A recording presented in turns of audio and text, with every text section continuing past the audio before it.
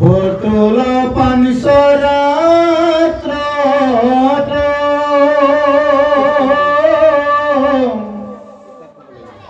দশম দিনত কঠিন হয় বদৰি ফলৰ মত পাছে দুই মাহে শিৰবাহুকাদি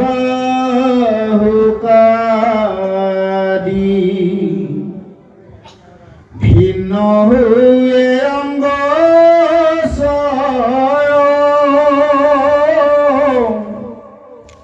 তৃতীয় মাহত লোময়া দিনখন চিনলিংগয় উপজয় চাৰি মাহে মিলি সাত ধাতু হয় ক্ষুধা তৃষ্ণা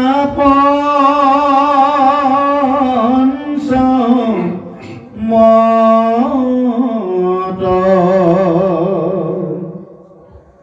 ছয় মাস ভৈলে জানো যে নচমৰে বেঢ়য় তাৰ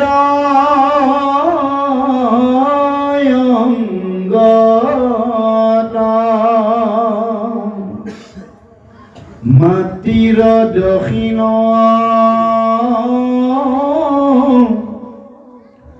উদৰত্ৰ ভ্ৰমে ক্ষণে যুগ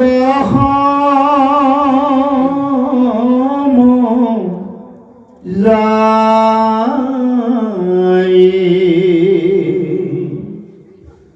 যেন মতে তৈতে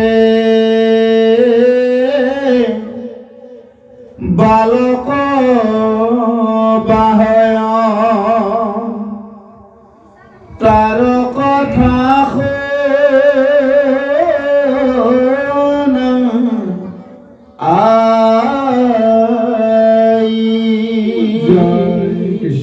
জয় কৃষ্ণ। পৰম শ্ৰদ্ধাৰ গুৰু সমস্ত ভক্তি প্ৰণায় মাতৃ সমস্ত যুৱক যুৱতী বন্ধু বান্ধৱ সমস্তৰে শ্ৰীচৰণত আমি কৌটি কৌটি প্ৰণিপাত আৰু ভক্তি ভৰা সেৱা নিবেদন কৰিছোঁ। আমাৰ কাৰণে আচলতে মোৰ সৌভাগ্যৰ দিন বুলি ক'ব লাগিব, কাৰণ এই পুণ্য তীৰ্থ আমাৰ দ্বিতীয়বাৰৰ কাৰণে আমাৰ পদাৰ্পণ হৈছে। গতিকে আপোনালোকৰ আমন্ত্ৰণ ৰক্ষা কৰি আমি আসনত উপবিষ্ট হৈ ইতিমধ্যে আমাৰ বিষ্ণুপাদৰ প্ৰভুজনাই সুন্দৰভাৱে ধৰি থৈ যোৱা এই মহাভাগৱতৰ আসনত উপবিষ্ট হৈছোঁ।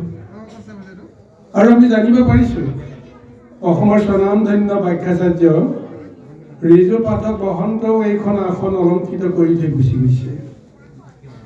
এতিয়া তেখেতসকলে এৰি থৈ যোৱা আসনত আমি উপবিষ্ট হৈ আমি কি আলোচনা কৰিব পাৰোঁ, কি দিব পাৰোঁ আমি ক'ব নোৱাৰোঁ, কাৰণ ঈশ্বৰে কৃপা কৰিব লাগিব, আপোনালোকে আশীৰ্বাদ দিব লাগিব। আৰু সেইখিনি আমাৰ আছে, আমাৰ সেইটো বিশ্বাসো হৈছে, কিন্তু নিজৰো এটা সামৰ্থ্য থাকিব লাগিব দিয়কচোন। ভগৱতেতো আমাক সদায় কৃপা কৰিয়ে আছে, ভকতে আমাক সদায় আশীৰ্বাদ দিয়ে আছে, তাৰপিছতো আমিনো কি কৰিব পাৰিছোঁ। গতিকে নিজৰ সামৰ্থ্যতাৰ ওপৰত আমাৰ কিছু বিশ্বাস আছে। ভকতে যদি আমাক আশীৰ্বাদ কৰে, ঈশ্বৰে যদি কৃপা কৰে, তেতিয়াহ'লে ঈশ্বৰৰ কৰ্মহে কৰিবলৈ আহিছোঁ, আমি বেলেগ কৰ্ম কৰিবলৈ অহা নাই। গতিকে নিশ্চয় ভুলে শুদ্ধে যেনেকেই নহওক তেওঁ যিটো জ্ঞান দিব, চেতনা দিব, বুদ্ধি দিব, সেইখিনিক লৈহে আমি ভাগৱতৰ কিছু আলোচনা কৰিম।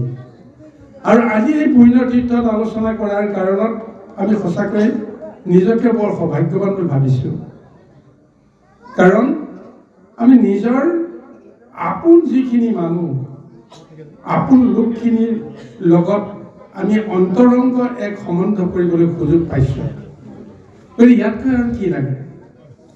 আৰু এনে সুযোগ বহু সৌভাগ্যৰ বলতহে আমি লাভ কৰোঁ। তাকো আজি আমি মহাভাগৱতৰ কৃপাতহে পাইছোঁ দেই গাইসকল। আমাৰ মিতিৰ কুটুম এনেই বহুত আছে।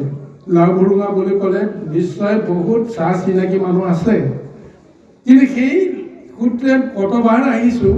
কিন্তু আপোনালোকৰ দৰে এখন আজি বৈকুণ্ঠ সদৃশ এখন সমাজটো মই পোৱা নাই।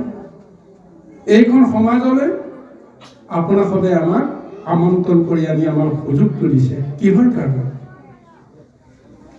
এয়া হয়তো অদৃষ্টত কিবা এটা নহয় কিবা এটা আমাৰ সংযোগ আছে। এই সংযোগৰ কাৰণতে এইটো সম্ভৱ হৈছে। যা হওক, আমি আশা কৰিম পদৰ লগত সম্বন্ধ ৰাখি যিখিনি কথা আলোচনা কৰিম, অতি গুৰুত্বপূৰ্ণ কথা। সাংসাৰিক আৰু পাৰিবাৰিক জীৱনত আমাৰ যিমানখিনি জ্ঞান লাগে, অভিজ্ঞতা লাগে, নিজৰ সম্বন্ধে জানিবৰ কাৰণে যিমানখিনি মানে ব্যৱস্থা লাগে, আজি ভাগৱতৰ এইটো যিটো খণ্ড ওলাইছে, যিটো কাহিনী ওলাইছে, আখ্যান ওলাইছে, এই আখ্যানটোৰ জৰিয়তে আমি সঁচাকৈ বহুত কথা বুজিবৰ কাৰণে আমি সুযোগ পাম। আৰু তাত কৈছে মানৱ যোনিৰ প্ৰাপ্তি তামসী গতি বৰ্ণনা। হয়তো এই শিৰোনামটো দিওঁতে, শিৰোনামটো শুনোতে আমি বুজিবৰ কাৰণে অকণমান হয়তো সকলোৱে সহজ পোৱা নাই। কিন্তু কথাখিনি আলোচনা কৰিলে আপোনালোকে জানিব যে আচলতে কিমান সহজ সৰল এটা ব্যৱস্থাৰ মাজেৰে আমাক কোনোদিন নভবা, কোনোদিন চিন্তা নকৰা এনে কিছুমান কথা আমাক এই ভাগৱতৰ জৰিয়তে দিবলৈ গৈছে, যিখিনি জানিলে আমি নিজৰ সম্বন্ধে জানিব পৰা সমস্ত ব্যৱস্থাখিনি আমি পাই যাম। আটাইতকৈ ডাঙৰ দুখ কথা হৈছে এইখন সমাজত আমি মানুহ চিনিবৰ কাৰণে আমি কিমান কষ্ট কৰোঁ, হয়নে নহয়? কোন ভাল কোন বেয়া আমি চিনিব পৰা ব্যৱস্থাটো আমাৰ নাই কাৰণে আমি মায়া সংসাৰত আমি ঠগ খাওঁ। কিন্তু তাতোকৈ ডাঙৰ কথা, আমি আনক চিনা কথাটো বাদেই, আমি নিজক নিজেই চিনি নাপাওঁ। তেতিয়াহ'লে আনক চিনি পাব কেনেকৈ? আজি মই যিটো কথা কৈছোঁ, মোৰ মুখেৰে যিটো কথা বাক্য ওলাইছে, মোৰ বাক্যটোকে কাইলৈ মই ৰক্ষা কৰিব নোৱাৰোঁ। মোৰ কথাটোৱেই বিশ্বাস হৈ গৈছে, অৰ্থাৎ নিজক নিজে মই বিশ্বাস কৰিব পৰা নাই। আজি দিয়া কথাটো কাইলৈকে ৰক্ষা কৰিব পাৰিম নে নোৱাৰিম? নিজক নিজে আপুনি চিনিব পৰা নাই যে মই ইয়াৰ আগতে যাক যেনেকৈ বাক্য দিছিলোঁ, কথা দিছিলোঁ, কৰ্ম কৰিছিলোঁ, সেইমতে নিজৰ খুঁটিত নিজৰ স্থিতিত আমি আছোঁ নে নাই? প্ৰমাণটো নিজে নিজে গম পাই যায় যে আমি নিজেই নিজৰ কথা ৰাখিব পৰা নাই। আনকটো কি লাভ আছে? গতিকে এই সমস্তখিনি আত্মতত্ত্ব জ্ঞানৰ সৈতে আমি বুজিবৰ কাৰণে এইটো পৰিৱেশ ভাগৱতৰ জৰিয়তে দিছে। কোনে কাক দিছে? যে কপিল নামৰ এজন 5 বছৰীয়া ল'ৰাই মাকক দিছে এইটো জ্ঞান। তাকো বৃদ্ধ মা, 9 গৰাকী কন্যা সন্তান জন্ম হোৱাৰ পিছত বহু আশা কৰি এটা পুত্ৰ সন্তান তেওঁ যেনিবা পালে। তেতিয়াহ'লে সেই 9 গৰাকী কন্যা সন্তান বিবাহ দিয়াৰ পিছত যদি এই সন্তানটো জন্ম হয়, তেতিয়াহ'লে মাকৰ আৰু পুতেকৰ বয়সৰ সম্বন্ধটো ৰক্ষা কৰকচোন, চিন্তা কৰক। আইতাকৰ বয়সৰ সমান হ'ব, হয়নে নহয় বাৰু? কওকচোন। গতিকে আইতাকৰ বয়সৰ সমান এগৰাকী মাতৃয়ে 5 বছৰীয়া শিশু এটাৰ পৰা জীৱন সম্বন্ধে, জগত সম্বন্ধে, ঈশ্বৰ সম্বন্ধে জানিবৰ কাৰণে, বুজিবৰ কাৰণে আজি বাধ্য হৈছে। আৰু সেইখিনি জ্ঞান এতিয়া তেওঁ দিবৰ কাৰণে প্ৰযত্ন কৰি এইটো পদত উল্লেখ কৰিছে যে হে মা, যে এটা শিশু এইখন সংসাৰলৈকে যে আহিব লগা হয়, জন্ম ল'ব লগা হয়, এই শিশুটো ক'ৰ পৰা কেনেকৈ আহিল এই বিষয়ে প্ৰথমতে জানি লোৱা। কাৰণ আমিতো সকলোৱে সেইটো অৱস্থাৰে আহিছোঁ, নাই জানো বাৰু? কাৰোবাৰ গৰ্ভত কোনোবা এগৰাকী নাৰীৰ গৰ্ভত আমি প্ৰথমতে স্থিতি লাভ কৰিছিলোঁ। তাৰপিছত লাহে লাহে গৰ্ভত কেনেকৈ ডাঙৰ হ'ল আমি গমেই নাপাওঁ। কেনেকৈ মাতৃ গৰ্ভৰ পৰা আমি বাহিৰলৈ ওলাই আহিলোঁ তাকো আমি গম নাপাওঁ। কেনেকৈ কোনোবাই টালি তুলি ডাঙৰ দীঘল কৰিলে তাৰপিছতহে লাহে লাহে 4 বছৰ 5 বছৰ পিছৰ পৰাহে আমি অকণমান কিছুমান কথা জগত সম্বন্ধে নিজৰ সম্বন্ধে কাৰোবাৰ সম্বন্ধে জানিবলৈ সুযোগ পাইছোঁ। এতিয়া এই কথাখিনিকে বিজ্ঞান ভিত্তিক বিশ্লেষণৰ জৰিয়তে এই শিশুটোৰ আত্মপৰিচয় এটা প্ৰদান কৰিবৰ কাৰণে এনেদৰে মহাভাগৱতৰ জৰিয়তে এটা কাহিনীৰ আলমত আমাক বৰ্ণনা কৰিবলৈ কৈছে। গতিকে এটা জীৱই ক'ৰ পৰা আহিল এই কথাটো আচল কথা। ইয়াৰ আগৰ পদত সুন্দৰভাৱে বিষয়টো আনিছে যে ইয়াৰ আগত আমি কিমান বাৰ জন্ম ল'লো তাৰ হিচাপ আমাৰ নাই।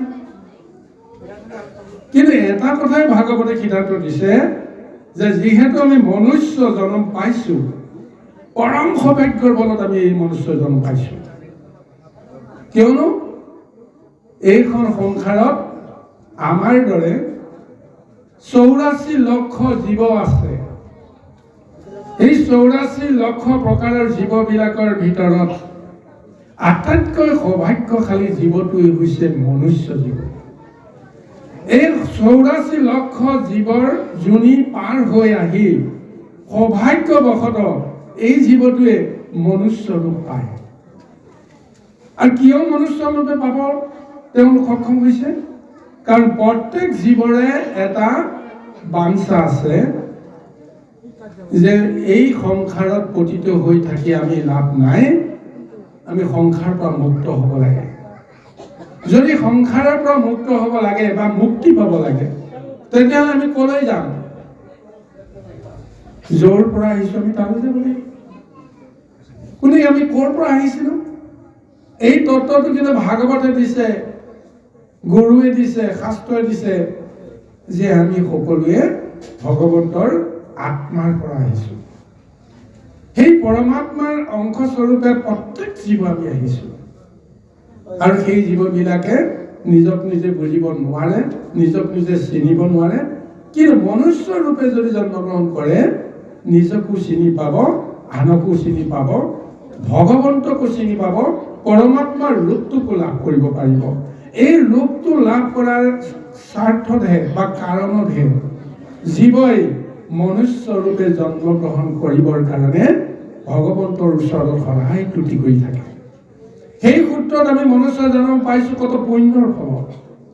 গতিকে এই মনুষ্য জীৱনত আমি ঈশ্বৰ সদৃশ এক ৰূপ আমি পাবলৈ আমি সমৰ্থ হ'ব লাগিব। সমৰ্থ হ'ব পাৰে কাৰণে ভগৱন্তে মনুষ্য ৰূপে আমাক তেওঁৰ এটা ৰূপ প্ৰদান কৰিছে। আৰু সেইখিনিকে ক'বলৈ গৈ আজি কপিল দেৱে কৈছে যে কেনেকৈ এটা জীৱই পৰমাত্মাৰ লগত সম্বন্ধ ৰক্ষা কৰি মায়া সংসাৰলৈকে আহিব লগা হ'ল তাৰ বৰ্ণনাটো প্ৰথমতে শুনক। যুৱক যুৱতী, বিশেষকৈ নৱপ্ৰজন্ম যিসকলে এতিয়া সংসাৰত প্ৰৱেশ কৰিছে এওঁলোকৰ কাৰণে আটাইতকৈ বেছি প্ৰয়োজনীয় এইটো আখ্যান। কাৰণ বিজ্ঞান ভিত্তিক তথ্য সমৃদ্ধ এইটো আখ্যানৰ জৰিয়তে আমাৰ নিজৰ কৰ্মদোষবিলাক আঁতৰাবৰ কাৰণে আমি সুযোগ পাম। মই যে ভুল কৰিছোঁ নে শুদ্ধ কৰিছোঁ তাৰ প্ৰমাণটো মই নিজক নিজে পাবলৈ সমৰ্থ হ'ব লাগিব। আৰু সেইকাৰণে এই আখ্যানত জীৱৰ জন্মৰ যিটো ৰহস্য সেই তত্ত্বৰ কথাটো ব্যক্ত কৰিছে যে কপিল বদতি শুনিও মানৱী জীৱৰ নিকাৰ যত কৰ্মৰ ইচ্ছাই পুৰুষৰ যায় প্ৰৱেশত উদৰত। কৰ্মৰ ইচ্ছা কৰি কৰ্মৰ জৰিয়তে মুক্তি পাবৰ কাৰণে জীৱই অশৰীৰী আত্মাৰূপে নভোমণ্ডলত সদায় বিচৰণ কৰি থাকে, আকাশত সদায় বিচৰণ কৰি থাকে। আৰু ভগৱন্তৰ ওচৰত যেতিয়া কাতৰ প্ৰাৰ্থনা কৰে, প্ৰভু সংসাৰৰ নিকাৰ পৰা উদ্ধাৰ পাবৰ কাৰণে তুমি মোক মনুষ্য যোনিত তুমি মোক জন্ম দিয়া। মনুষ্য যোনি পালেহে মই মুক্তি পাম, নহ'লেতো সকলোতে ঘূৰি ঘূৰি থাকোঁতেই মই কোনো দিন সংসাৰৰ পৰা মুক্ত হ'ব নোৱাৰিম।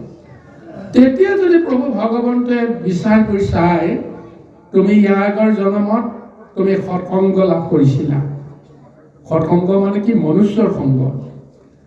অন্যান্য জীৱবিলাকৰ সৎসংগ অন্য নহয়, কেৱল মনুষ্য। সেই জীৱবিলাকে যদি কেতিয়াবা যদি মনুষ্যৰ সংগ পাইছে, তেতিয়াহ'লে পৰৱৰ্তী জন্মত তেওঁলোকে মনুষ্য ৰূপে জন্মগ্ৰহণ কৰাৰ সুযোগটো পাব। ভগৱতী সেইকাৰণে তেওঁলোকক মনুষ্য ৰূপে জন্মগ্ৰহণ কৰাৰ কাৰণত যেতিয়া কৃপা কৰে, তেতিয়া কি কৰে? যে পুৰুষৰ বায়ুৰূপে পুৰুষৰ শিৰত ভগৱন্তক প্ৰৱেশ কৰে। পৰমাত্মাৰ শক্তিৰূপে ভগৱন্ত প্ৰথমতে সেই জীৱাত্মাৰ শক্তিটোক লৈ তেওঁ ক'ত প্ৰৱেশ কৰে? পিতৃৰ শিৰত পৰে। শিৰত পৰে মানে কি? শিৰ আৰু মনৰ লগত এটা পাৰ্থক্য সম্বন্ধ আছে, য'ৰ পৰা নিয়ন্ত্ৰণ কৰে। মন আৰু মগজু বুলি কয়। মগজু আছে ওপৰত, মন আছে হৃদয়ত। এই মন আৰু মগজুৰ মহাসংযোগ, এই সংযোগটোকে কোৱা হৈছে পুৰুষাৰ্থ। সেই পুৰুষৰ শক্তিত বিলীন হৈ যায় ভগৱন্ত। তেতিয়া চিন্তন আহে, কাম আহে, বাসনা আহে, লগে লগে ব্ৰহ্মশক্তিৰ উদ্ৰেক হয়। সেই ব্ৰহ্মশক্তিয়ে বীৰ্য ৰূপত নাৰীৰ গৰ্ভত যেতিয়া প্ৰৱেশ কৰে, নাৰীৰ গৰ্ভত প্ৰৱেশ কৰাৰ লগে লগে এই এটা বিজ্ঞান তত্ত্ব, সেই নাৰীৰ যিটো ৰসৰ যিটো ব্ৰহ্মশক্তি, সেই ব্ৰহ্মশক্তিৰ লগত পুৰুষৰ ব্ৰহ্মশক্তিৰ এক মহা সংযোগ হয়। যে কেনেকৈ হয় এই কথাটো কৈছে যে নাৰীৰ শৃংগাৰৰ সময় বেলাতৰ ৰেতস সহিতে যায়, স্থিৰ শুনিতে একেলগ শুয়া উদৰত ৰুৱে ঠাই। যিটো মহাবৰ্ণনা দিছে, এই বৰ্ণনাটোত অতি ৰসযুক্ত এক বৰ্ণনা দিছে। কিন্তু এই বৰ্ণনাৰ মাজত কোনোবাই যদি বেলেগ এটা কামনাৰ দৃষ্টিৰে যদি চাবলৈ বিচাৰে, তেতিয়াহ'লে এইবাৰ একো নাপাব। নিজক নিজে চিন্তা কৰিব লাগিব। যিটো শক্তিক লৈ আমি কৰ্ম কৰি আছো, কামনা কৰি আছো, বাসনা কৰি আছো, কাৰোবাৰ ৰূপত মুগ্ধ হৈছো, সেই শক্তিটো আমাক কোনে দিছে? সেই শক্তিটো কাৰ? এই ব্ৰহ্ম শক্তিটো আমিতো কৈশৱৰ পৰা আমি লৈ অহা নাছিলো, বা জন্মৰ পৰা সেই শক্তিটোৰ উমান আমি পোৱা নাছিলো। এটা বয়সন্ধিৰ সময়ত সেই শক্তিটো প্ৰভু ভগৱন্তে শৰীৰত উৎপাদন কৰি দিয়ে। কেতিয়া দিয়ে?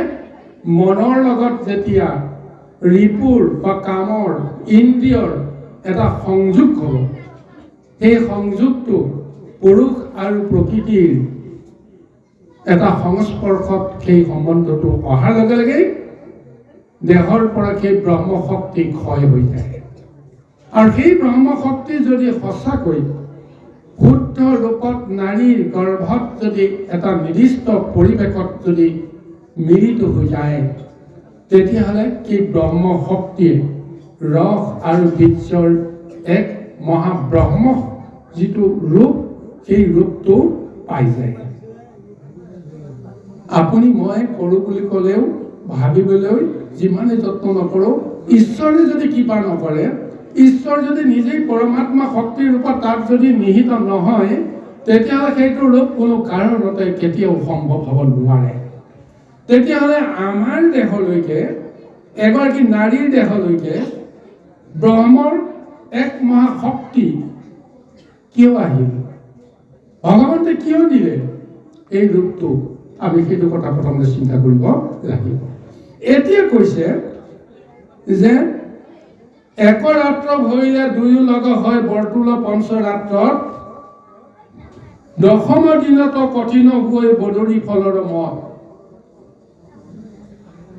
যেতিয়া প্ৰথম নিশা স্ত্ৰী আৰু পুৰুষৰ মাজৰ এই মহা সম্বন্ধটো হৈ যায়, দুয়ো শক্তি এটা ৰাতিৰ ভিতৰত মিলিত হৈ ভগৱন্তৰ কৃপাত এটা ব্ৰহ্মৰ কণিকা এটা ৰূপ লৈ যায়।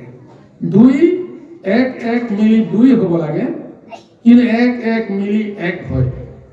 একে একে এক। এই হৈছে ব্ৰহ্মৰ সংহিতাৰ এটা সূত্ৰ। আমিতো বিষয় সাংখ্য তত্ত্বত একে একে কিমান হয়? 2 হয়। কিন্তু আজি ব্ৰহ্ম সংহিতাৰ এই তত্ত্বমতে একে একে এক হয়। পুৰুষৰে এক ব্ৰহ্মকণিকা আৰু নাৰীৰ সেই ৰসৰ এক ব্ৰহ্ম শক্তি কণিকা, 2 এক এক লগ লাগি কি হৈ যায়? এক ব্ৰহ্ম শক্তিত পৰিণত নহয় জানো? এক প্ৰাণ শক্তিত পৰিণত হৈ যায়। আৰু সেই প্ৰাণ শক্তিটোৱে প্ৰথম নিশাৰ পৰা, প্ৰথম দিনৰ পৰা নিজে নিজে আপুনি চিৰিবৃত্তি হ'বলৈ আৰম্ভ কৰে। যে পঞ্চম ৰাতি, 5টা ৰাতি যেতিয়া অতিক্ৰম কৰে, এটা বাটুলগুটিৰ সমান এটা আকাৰ লয়। আৰু কৈছে 10ৰ দিনতো কঠিন গৈ বদৰি ফলৰমত, 10 দিনৰ দিনাখন এটা বগৰী ফলৰ দৰে অতি কঠিন এটা ৰূপ লৈ লয়। ইমান ব্ৰহ্ম কণিকাটো কিমান কোমল হয়। সেই কোমল কণিকাটোৱে যেতিয়া এটা ৰূপ লয়, 10 দিনৰ দিনাখন অতি কঠিন এটা পদাৰ্থৰ দৰে এটা ৰূপ লৈ লয়। লৌহময় এটা ৰূপ এই কণিকাটোৱে ধাৰণ কৰে। তাৰপিছত কি হয়? যেতিয়া 2 মাহ পাৰ হৈ যায়, সেই কণিকাটো লাহে লাহে বিকশিত হ'ব আৰু 2 মাহৰ পিছত নানা অংগ পতংগৰ আদিৰ আকাৰ লয়। পাছে 2 মাহে শিৰবাহু আদি ভিন্ন হৈ অংগছয়, 3য় মাহত লোম আদি নখ চিহ্ন লিংগ উপজয়। 3য় মাহত অংগ পতংগই এটা পূৰ্ণ ৰূপ পাই যায়। আৰু 4 মাহত যেতিয়া প্ৰৱেশ কৰে, তেতিয়া 7টা ধাতুৱে সেই জীৱটোক লগ লয়। সেই 7 ধাতু যেতিয়া লগ লাগিব, 7টা আৱৰণৰ সৃষ্টি হ'ব। আৰু লগে লগে তেওঁ ক্ষুধা, তৃষ্ণা, ভোক, পিয়াহ এইটো অনুভৱ কৰে। আৰু যেতিয়া ক্ষুধা তৃষ্ণা অনুভৱ কৰে, তেতিয়া সেই 5 মাহত, এইকাৰণে আমাৰ এটা নীতিগত এটা আমাৰ ব্যৱস্থা আছে যে 5 মাহত গৰ্ভৱতী এগৰাকী নাৰী যে প্ৰথম পঞ্চামৃত খুৱাব লাগে। এই পঞ্চামৃত কিয় খুৱাব লাগে? পঞ্চামৃত মানে পঞ্চ অমৃত। শিশুটোৱে প্ৰথম আহাৰ বিচাৰে, তেওঁ কি আহাৰ দিব আপুনি? গতিকে ব্ৰহ্মৰ যিটো শক্তি, সেই ব্ৰহ্ম শক্তিটোৱে সদায় অমৃতৰ সন্ধান কৰে। তেওঁ অমৃত খাবলৈ সদায় বিচাৰে। গতিকে সেইকাৰণে পঞ্চ অমৃত আমি সেই সন্তানটোক দিবৰ কাৰণে গৰ্ভৱতী নাৰীক বা মাকক সেই পঞ্চামৃতৰ ব্যৱস্থাটো কৰোঁ। দধি, দুগ্ধ, ঘৃত, মধু, ইক্ষু, এয়াই হৈছে পঞ্চগব্য, পঞ্চামৃত। এই পঞ্চ অমৃতৰ এক মহা দ্ৰব্য যদি আমি খুৱাই দিম, তেতিয়াহ'লে সেই আহাৰৰ প্ৰথম সোৱাদটো কোনে পাব? সেই আহাৰৰ সোৱাদটো মাকৰ জৰিয়তে সন্তানটি পাব। অৰ্থাৎ আমি জানিব লাগিব যে যেতিয়াই এই সন্তানে বিষয়ৰ সংসাৰৰ পৰা আহাৰ যেতিয়া বিচাৰিব, তেওঁ অমৃতৰ আহাৰ তেওঁক দিয়াৰ ব্যৱস্থা কৰা মানে কি? যে এই সন্তানটোৱে কেতিয়াও বিষযুক্ত আহাৰ কেতিয়াও কামনা নকৰে। কিন্তু আমি সেই পঞ্চামৃত আজি মাকক খোৱা এটা নিয়মহে কৰিছোঁ, কিন্তু সন্তানটোৱে সেই পঞ্চামৃত ভক্ষণ কৰিব পাৰিছে নে নাই তাৰ আমি কেতিয়াও গুৰুত্ব নিদিওঁ। তাৰ পৰিৱৰ্তে কি কৰোঁ? বিধিমতেহে আমি কৰ্মখিনি কৰোঁ, কিন্তু আচলতে পঞ্চামৃতৰ কোনো হেৰি নাথাকেগৈ, অৰ্থই নাথাকেগৈ। যে নিজৰ ছোৱালীজনীক যেতিয়া নিজৰ মাকৰ ঘৰলৈ আনিব, এতিয়া মাকৰ ঘৰতহে পঞ্চামৃত খোৱাৰ অভ্যাসটো কৰে, কিন্তু এইটো শাস্ত্ৰসন্মত হয়নে নহয় ক'ব নোৱাৰোঁ। স্বামীৰ গৃহত যি নাৰীয়ে এটা সন্তান গৰ্ভধাৰণ কৰে, স্বামীৰ গৃহত সেই পঞ্চামৃত তেওঁ গ্ৰহণ নকৰি মাকৰ গৃহত পঞ্চামৃত গ্ৰহণ কৰাটো কিমান বিধিযুক্ত আমি ক'ব নোৱাৰোঁ, কিন্তু বিজ্ঞান তত্ত্বই কয় যে পঞ্চামৃত তুমি য'তেই তুমি ভোগ নকৰা কিয় তাৰ ফলটো কিন্তু একেটাই। কিন্তু মাকৰ ঘৰলৈ অহাৰ লগে লগে কি হয়, মৰম চেনেহ ইত্যাদি ইত্যাদি বিষয়বিলাকে অহাৰ পিছত কি হ'ব, পঞ্চামৃত নামত হয়। যাৰ যেনেকৈ ৰাজসিক আহাৰ, কোনোবাই যদি মাছ মাংস মদৰ পৰা আৰম্ভ কৰি মদিৰাৰ পৰা আৰম্ভ কৰি এনেকুৱা নিচাসক্ত যদি দ্ৰব্যৰ প্ৰতি যদি আসক্ত হয়, তেতিয়াহ'লেতো সেইবিলাকতো আলহী অহা বুলি কোৱাৰ লগে লগে সেইবিলাকতো যোগাৰ কৰিবই। পঞ্চদ্ৰব্যৰ নামত পঞ্চামৃত যেনিবা অকণমান খুৱাই দিলে, তাৰ পিছত যদি আপুনি বিষৰময় এই আহাৰবিলাক যদি তেওঁ খুৱায়, লাভ হ'বনে? গতিকে এইবিলাক কথা আমি এতিয়া চিন্তা কৰাৰ দৰকাৰ। কিয় সেই পঞ্চ মাহৰ বয়সত এই শিশুটোৱে পঞ্চামৃত বিচাৰে। গতিকে সেই পঞ্চামৃত যদি গৰ্ভতে সন্তানটোৱে সদায় যদি ভক্ষণ কৰিব পাৰে, তেওঁ বাহিৰৰ সংসাৰলৈ আহিলে তাৰ এটা প্ৰভাৱটো লৈ পেলাই তেওঁ আহিব। কিন্তু গৰ্ভতেই যদি কিবা কাৰণত তাৰ বিকৃতি হৈ যায়, তেতিয়া সংসাৰলৈ অহাৰ লগে লগে তাৰ স্বৰূপটো প্ৰকাশ নাপাব জানো? গতিকে এইবিলাক কথা আমি অতি সাৱধানেৰে আমি অনুধাৱন কৰিব লাগিব। কাৰণ এই আত্মতত্ত্ব বিশ্লেষণৰ বিষয়টো আহি আছে যে আমাৰ দুখ হৈ ক'ত, কিহৰ কাৰণে আমি এইখন সংসাৰত নৰক ভুঞ্জি আছো।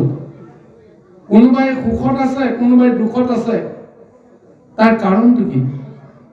গতিকে তাৰ বিশ্লেষণটো ক'বলৈ গৈ আজি ভাগৱতে এইটো ওচৰত দিছে, ছয় মাস ভৰিলে জাল যেন চৰ্ণে বেহয় তাৰ অংগত মাতৃৰ দক্ষিণ উদৰত ভ্ৰমে খনে যুগ সম যায়। যেন মতে তৈতে বালক বাহয় তাৰ কথা শুনা আয়। 6 মাহ হোৱাৰ লগে লগে গোটেই সন্তানটো এক জালৰ চৰ্মেৰে আগুৰি ধৰে। এটা জলঙাৰ ভিতৰত, এটা মোনাৰ ভিতৰত সি আবদ্ধ হৈ পৰে। প্ৰথম অৱস্থাত সেই মোনাৰ ব্যৱস্থাটো নাছিল।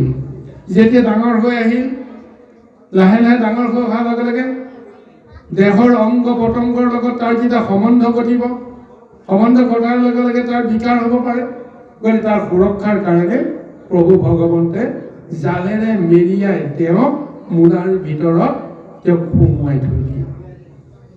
বাহিৰৰ শৰীৰৰ অংগৰ লগত তাৰ পোনপটীয়া সম্বন্ধ নহয়। তাৰ কাৰণে অন্ধকাৰ গৰ্ভত তেওঁ প্ৰৱেশ কৰাৰ দৰে হয়। আৰু সেই 5 মাহৰ পৰাই তেওঁ যিহেতু জ্ঞান বুদ্ধি এই সমস্ত চেতনা এইবিলাক বিকশিত হ'বলৈ আৰম্ভ কৰে। গতিকে নিজে নিজে জানে যে তেওঁ ক'ত আছে।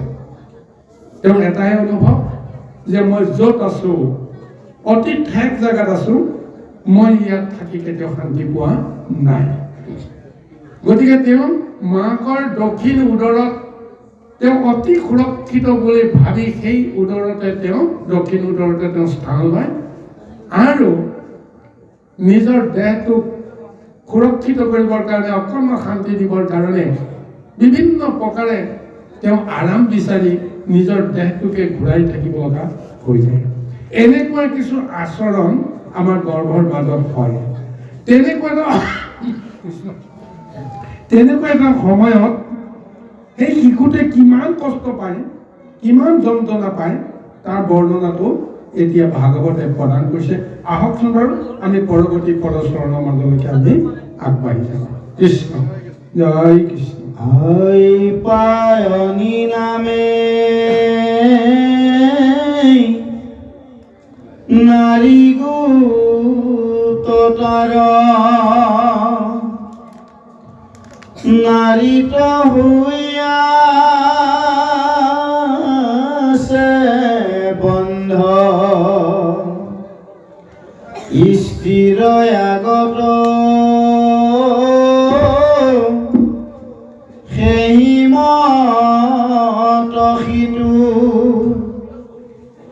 নারীর আছে সময়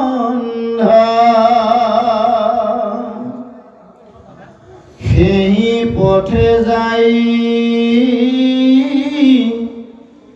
অন্ন প্ৰাণৰ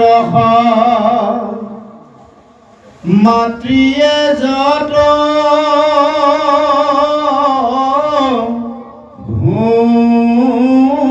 জয়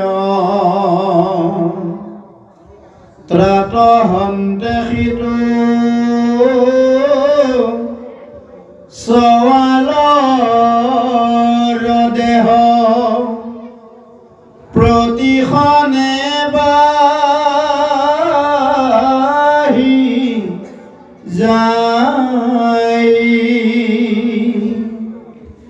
গাঁৱৰ বিষত প্ৰতিখনে আতি প্ৰাণ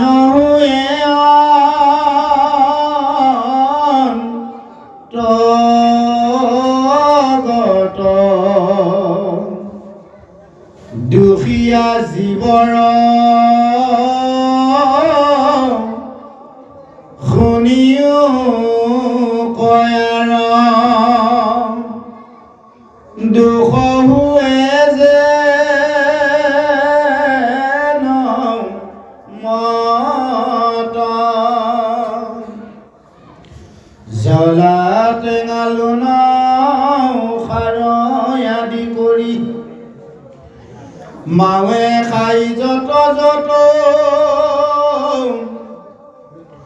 তাৰ ৰস যাই শৰীৰে পৰয় মোচা যায় হিমত জয় কৃষ্ণ। এতিয়া গৰ্ভৰ সন্তান দিয়ে যিটো মাকৰ নাভিৰ লগত এক আপ্যায়নী নাৰীৰ নামেৰে এক নলীৰে সংযোগ কৰে আৰু সেই নলীৰে জৰিয়তে মাকে যিমান আহাৰ খায় সেই আহাৰৰ ৰসটো সেই নাৰীৰ জৰিয়তে সন্তানটোৱে গৰ্ভতে লাভ কৰে। অৰ্থাৎ মাকে যি খায় সেই ফলৰ সম্পূৰ্ণ ৰসটো সন্তানে পায়। পোৱাৰ লগে লগে তেওঁ মাকৰ গৰ্ভতে বাহিৰৰ যিহেতু এটা আহাৰ পাইছে, শক্তি পাইছে, সেই শক্তিত তেওঁ চিৰবৃদ্ধি হ'বৰ কাৰণে সুযোগ পায়। আৰু সেইখিনি কৰিবলৈ যাওঁতে কি হয় চাওঁ,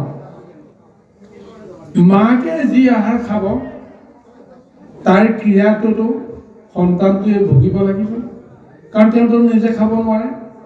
গতিকে সেইকাৰণে কৈছে তাত সন্তে সিটো ছোৱালৰ দেহ প্ৰতিখনে বাঢ়ি যায় গাঁৱৰ বিষত প্ৰতিখনে ৰাতি প্ৰাণ হুৱে অন্তৰ্গত দুখীয়া জীৱৰ শুনিওকো আৰ দুখ হুৱে যেনে মত। যিমানেই সন্তানটো আহাৰ খাবলৈ পায় ডাঙৰ হ'বলৈ যত্ন কৰিব সিমানেই তাৰ দুখ কষ্ট যন্ত্ৰণা বাঢ়ি বাঢ়ি গৈ থাকিব।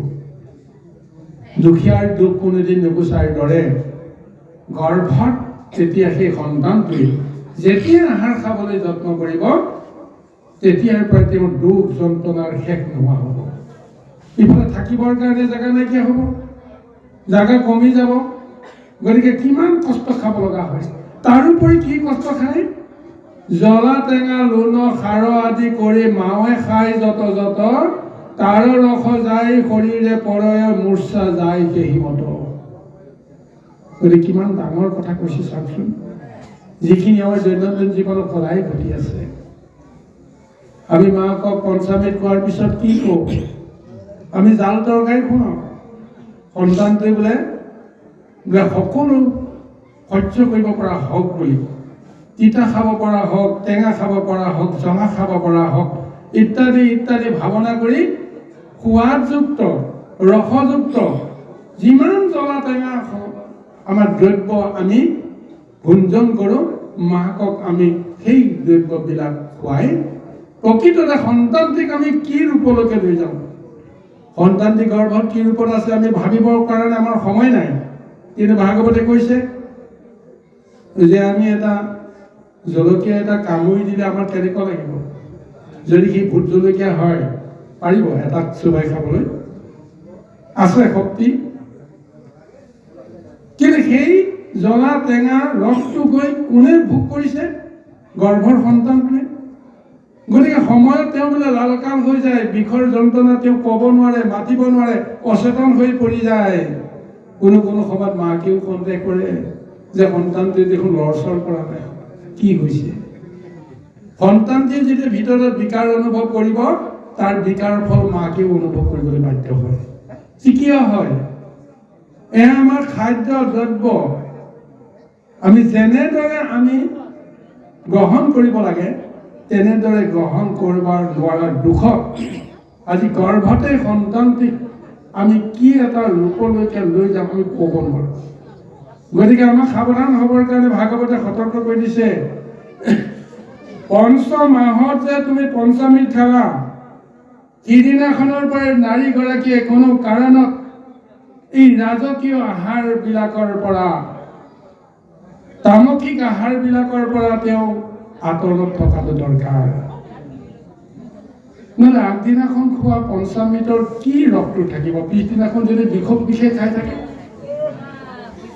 হয়নে নাই কওকচোন বাৰু? গতিকে এই গৰ্ভৰ সন্তানটিক যদি আমি ঈশ্বৰ সদৃশ এটা ৰূপ দিব পাৰোঁ, তাৰ কাৰণে আমি সচেতন হ'ব নালাগিব জানো? চব ভগৱন্তৰ সৃষ্টিত কি লীলা কৰিছে চাওক।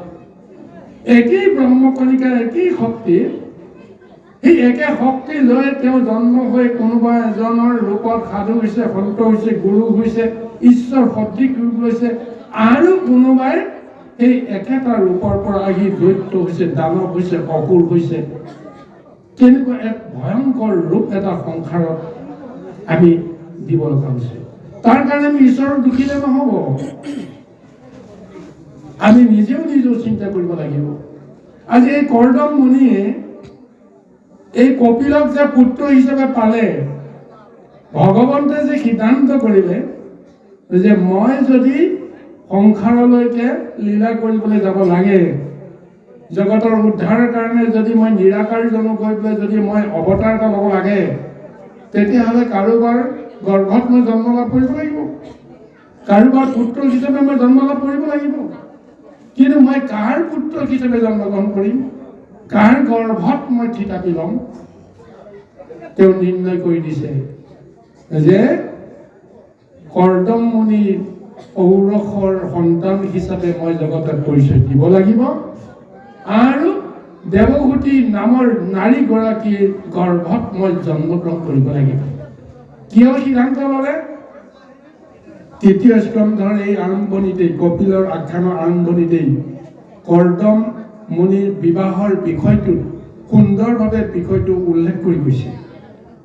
পিতৃ ব্ৰহ্মাই পুত্ৰ কৰ্দমক আহি ক'লে যে জগতৰ যিটো নিয়ম, এই নিয়ম অনুসৰি সৃষ্টিৰ দায়িত্বটো মোক দিলে, মই সমস্ত সৃষ্টি কৰিলোঁ, তোমাকো মই সৃষ্টি কৰিলোঁ বা তোমাকো মই জন্ম দিলোঁ। এতিয়া তুমি মোৰ সৃষ্টিখন আগবঢ়াই নিবৰ কাৰণে তুমিও সংসাৰী ধৰ্ম পালন কৰা, অৰ্থাৎ তুমিও সতী সন্ততি জন্ম দি বংশ বিস্তাৰ কৰ্মৰ ধৰ্মখিনি তুমি কৰা। কিন্তু সেই সময়ত তেওঁ ব্ৰহ্মবাদী পুৰুষ আছিল, তেওঁ মায়া সংসাৰৰ লগত সম্বন্ধ নাছিল, কামনাৰ লগত বিষয়ৰ লগত তেওঁৰ সম্বন্ধ নাছিল। এক প্ৰভু ভগৱন্ত তেওঁৰ লগতহে তেওঁৰ আত্মাৰ সম্বন্ধ আছিল।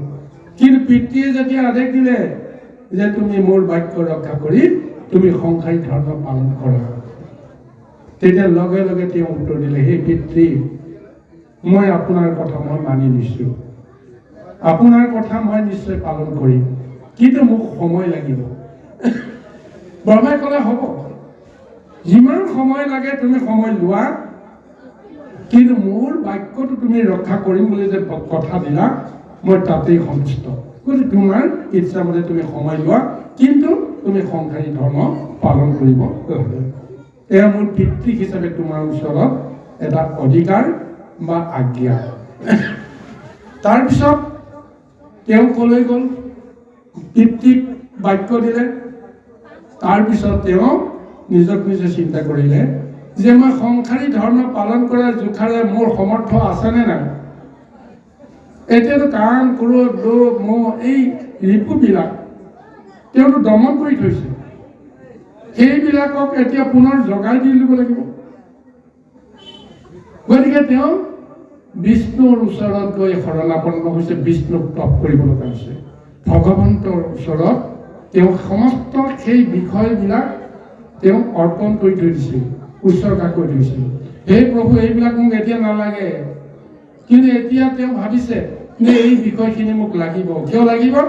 পিতৃৰ বাক্য ৰক্ষা কৰি যদি মই সংসাৰী ধৰ্ম পালন কৰিব লাগিব, মোক কামনা লাগিব, বাসনা লাগিব। এই কামনা বাসনাখিনি ভগৱন্তৰ ওচৰতে সমৰ্পণ কৰিছোঁ। গতিকে ভগৱন্তৰ ওচৰত তেওঁ মহাতপ কৰিলে। দিব্য 10,000 বছৰ তপস্যা কৰাৰ পিছত স্বয়ং প্ৰভু ভগৱন্ত আহিবলৈ বাধ্য হ'ল। বাধ্য হৈ তেওঁ কৃপা কৰিলে। তুমি মোৰ নামত আজি সমস্ত বিষয় ত্যাগ কৰি আজি মোক আকৌ বিচাৰি তুমি সংসাৰী ধৰ্ম পালনৰ কাৰণে যিটো চিন্তা কৰিছা, মই তোমাৰ ওপৰত কৃতাৰ্থ হৈছোঁ। এতিয়া তোমাক কি বৰ লাগে কোৱা। তেতিয়া স্পষ্ট কৈছে যে ঈশ্বৰ দৰ্শন হোৱাৰ পিছত আচলতে মোক একোৱেই নালাগে। জীৱনতে মই এতিয়া মুক্তি হ'ব লাগে, কিন্তু মই মুক্তি নিবিচাৰোঁ প্ৰভু। কাৰণ পিতৃ বাক্য মই ৰক্ষা কৰিবৰ কাৰণে মই সংসাৰী হ'ব লাগিব। গতিকে সেইকাৰণে মোৰ মনোমত এগৰাকী নাৰীক মই সন্ধান কৰি আছোঁ, মই বিচাৰি পোৱা নাই। আপুনি যদি মোক কৃপা কৰে, তেতিয়াহ'লে মোক এগৰাকী মনোমত নাৰী আপুনি মোক প্ৰদান কৰক। মুক্তি লাগে, পিছত আপুনি দিলেও দিব, নিদিলেও সেইটো আপোনাৰ কথা। ভগৱতে ক'লে হ'ব যে তোমাৰ কাৰণে মই এগৰাকী মনোমত নাৰী ইতিমধ্যে মই সজাই পৰাই ঠিক কৰিহে তোমাৰ ওচৰলৈকে আহিছোঁ। তুমি তপস্যা কৰাৰ সময়তো তেনেকুৱা নাৰী নাছিলেই। তপস্যা কৰি থকাৰ সময়তে তোমাৰ কথা ভাবি মই সেই মনুৰ কন্যা দেৱভূতিক মই এতিয়া প্ৰস্তুত কৰি থৈছোঁ। তেওঁৰ অন্তৰ আত্মাই এতিয়া তোমাক বিচাৰি আছে। নাৰদৰ মুখে তোমাৰ কথা শুনিলে, শুনাৰ লগে লগে তোমাক পাবলৈ, তোমাক স্বামী বৰণ কৰিবলৈ তেওঁ উদ্বল হৈ আছে। আৰু তেওঁ মনেৰে সৈতে তেওঁ কাকো তেওঁ স্বামী বৰণ নকৰে, তোমাকে কৈ থৈছে। এইগৰাকী নাৰী পৰহিদিনাখন আহিব, তাৰ লগতে তুমি সংসাৰ কৰিবা। আৰু এগৰাকীকৈ 9গৰাকী কন্যা সন্তান জন্ম হোৱাৰ পিছত মই নিজেই তোমাৰ পুত্ৰ হিচাপে এইখন সংসাৰলৈ আহিম। কিয় প্ৰভু ভগৱন্তে বাক্য দিব লগা হ'ল? তদ্ৰূপ সেই ব্ৰহ্মৰ শক্তিটো লৈতো আমাৰ সতী সন্ততিবিলাক এইখন সংসাৰলৈকে আহিছে, নাই জানো বাৰু? কিন্তু আজি কৰ্দম মুনিয়ে যিটো বাঞ্ছাৰে নিজৰ ইন্দ্ৰিয়ক জয় কৰি ভগৱন্তৰ কৃপা লাভ কৰিলে, ভগৱন্তে ক'লে যে তোমাৰ পুত্ৰ ৰূপে মই জন্মগ্ৰহণ কৰিবলৈ কাৰণে বা মই মোৰ শক্তি মই জগতত প্ৰচাৰ কৰিবৰ কাৰণে মই আহিম। গতিকে তদ্ৰূপ একেইটো ব্যৱস্থা, একেই ব্যৱস্থাত এতিয়া আমাৰ দেহলৈকে ঘৰলৈকে আমাৰ সদায় সতী সন্ততি আহি আছে। কিন্তু কপিলৰ দৰে শুদ্ধ পুৰুষক আমি এতিয়াও কিয় পাবলৈ সমৰ্থ হোৱা নাই? কাৰণ আজি ভাগৱতে বৰ্ণনাৰে বিষয়খিনিতে ধৰা পৰি গৈছে যে যেনেদৰে এটা সন্তানক আমি গৰ্ভতে যিটো ৰূপ দিব লাগে আমি সেইটো দিব পৰা নাই কাৰণত এতিয়া সেই সন্তানটোৱে যদি কিবা দিশহৰা হৈ যায়, কিবা এটা বেয়া কাম কৰিব লগা হয়, তাৰ দুখটো কোনে ল'ব? আহক, এতিয়া 6 মাহত এইটো অৱস্থা হৈছে সন্তানৰ। 7 মাহত তেওঁ এতিয়া প্ৰৱেশ কৰিছে, 7টা আৱৰণৰ মাজত তেওঁ সোমাই গৈছে, তেওঁ অন্ধকূপত সোমাই গৈছে। লাহে লাহে ডাঙৰ হৈ আহিছে, এতিয়া তেওঁ অন্ধকাৰৰ জলঙাত তেওঁ সোমাই পৰি আছে। তাৰ পিছতো তেওঁ অশেষ কষ্টত তেওঁ নিজৰ দেহত সুখ শান্তি নোহোৱা অৱস্থাৰে অকণমান সুখৰ সন্ধান বিচাৰি সন্তানটোৱে হাহাকাৰ কৰি উঠিছে। অথচ আমি সমস্তে পিতৃ মাতৃ সমস্তে এইবিলাকৰ কথা আমি কোনো কাৰণতে গুৰুত্ব দিব পৰা নাই। আহক আমি পৰৱৰ্তী ভূমিকা কৃষ্ণ কিবা ক'ব নেকি? আমাৰো অলপ খং কৰি আছে খালি হয়, কওকচোন। যিহেতুকে আমাৰ আইমাতৃ সমস্তই আপুনি কৈছিলে যে তামসিক আৰু ৰাজসিক যিটো খাদ্য এই বিষয়ে হয়তো আমাৰ আইমাতৃসকলে গভীৰভাৱে বুজিব পৰা নাই, নাজানিব পাৰে। তামসিক আৰু ৰাজসিক এই খাদ্যখিনিৰ বিষয়ে অকণমান বুজালে বুজিব। আৰু লগতে আমাৰ এটা সংশয় থাকিল যে আপুনিয়ে ক'লে কদম্ব ঋষিয়ে 10,000 বছৰ তপস্যা কৰাৰ পিছত দেৱহূতিক মানে নিজৰ পত্নী ৰূপে পাবলৈ সক্ষম হ'ল। 10,000 বছৰ বুলি ক'লেতো আমাৰ হয়তো বহুত আচৰিত খাদ্য মানুহ জীয়াই থাকিবই জয় কৃষ্ণ সেইকাৰণে আমাৰ এই সংশয়টো দূৰ কৰিলে জয় কৃষ্ণ জয় কৃষ্ণ। অতি বঢ়িয়া, সুন্দৰ। খুব ধুনীয়া কথা। এতিয়া গুৰুসকল আমি একেবাৰে সহজ সৰলভাৱে আমি বিষয়টো চিন্তা কৰিম দেই। এতিয়া আমি কলি যুগৰ মানুহ নহয়, হয়নে নহয় বাৰু? 4 যুগৰ ভিতৰত আটাইতকৈ বোলে কম সময়ৰ যুগটো হৈছে কলি যুগ। 4,32,000 বছৰ। চাব ভাবিলেতো আমিতো তাৰ পাৰাপাৰ বিচাৰি নাপাওঁ, কিন্তু তাতোকৈ বেছি পাৰাপাৰ বিচাৰি নাপাব কেতিয়া, যেতিয়া সত্য যুগৰ বয়সৰ কথালৈ যাম, ত্ৰেতা যুগৰ বয়সৰ কথা যাম, দ্বাপৰত। এতিয়া কলি যুগৰ 4,32,000 বছৰ। ইয়াৰ আগৰ দ্বাপৰ যুগৰ বয়স কিমান আছিল? কলি যুগৰ দুগুণ, 8,64,000 বছৰ। ত্ৰেতা যুগৰ বয়স কিমান? কলি যুগৰ 3 গুণ।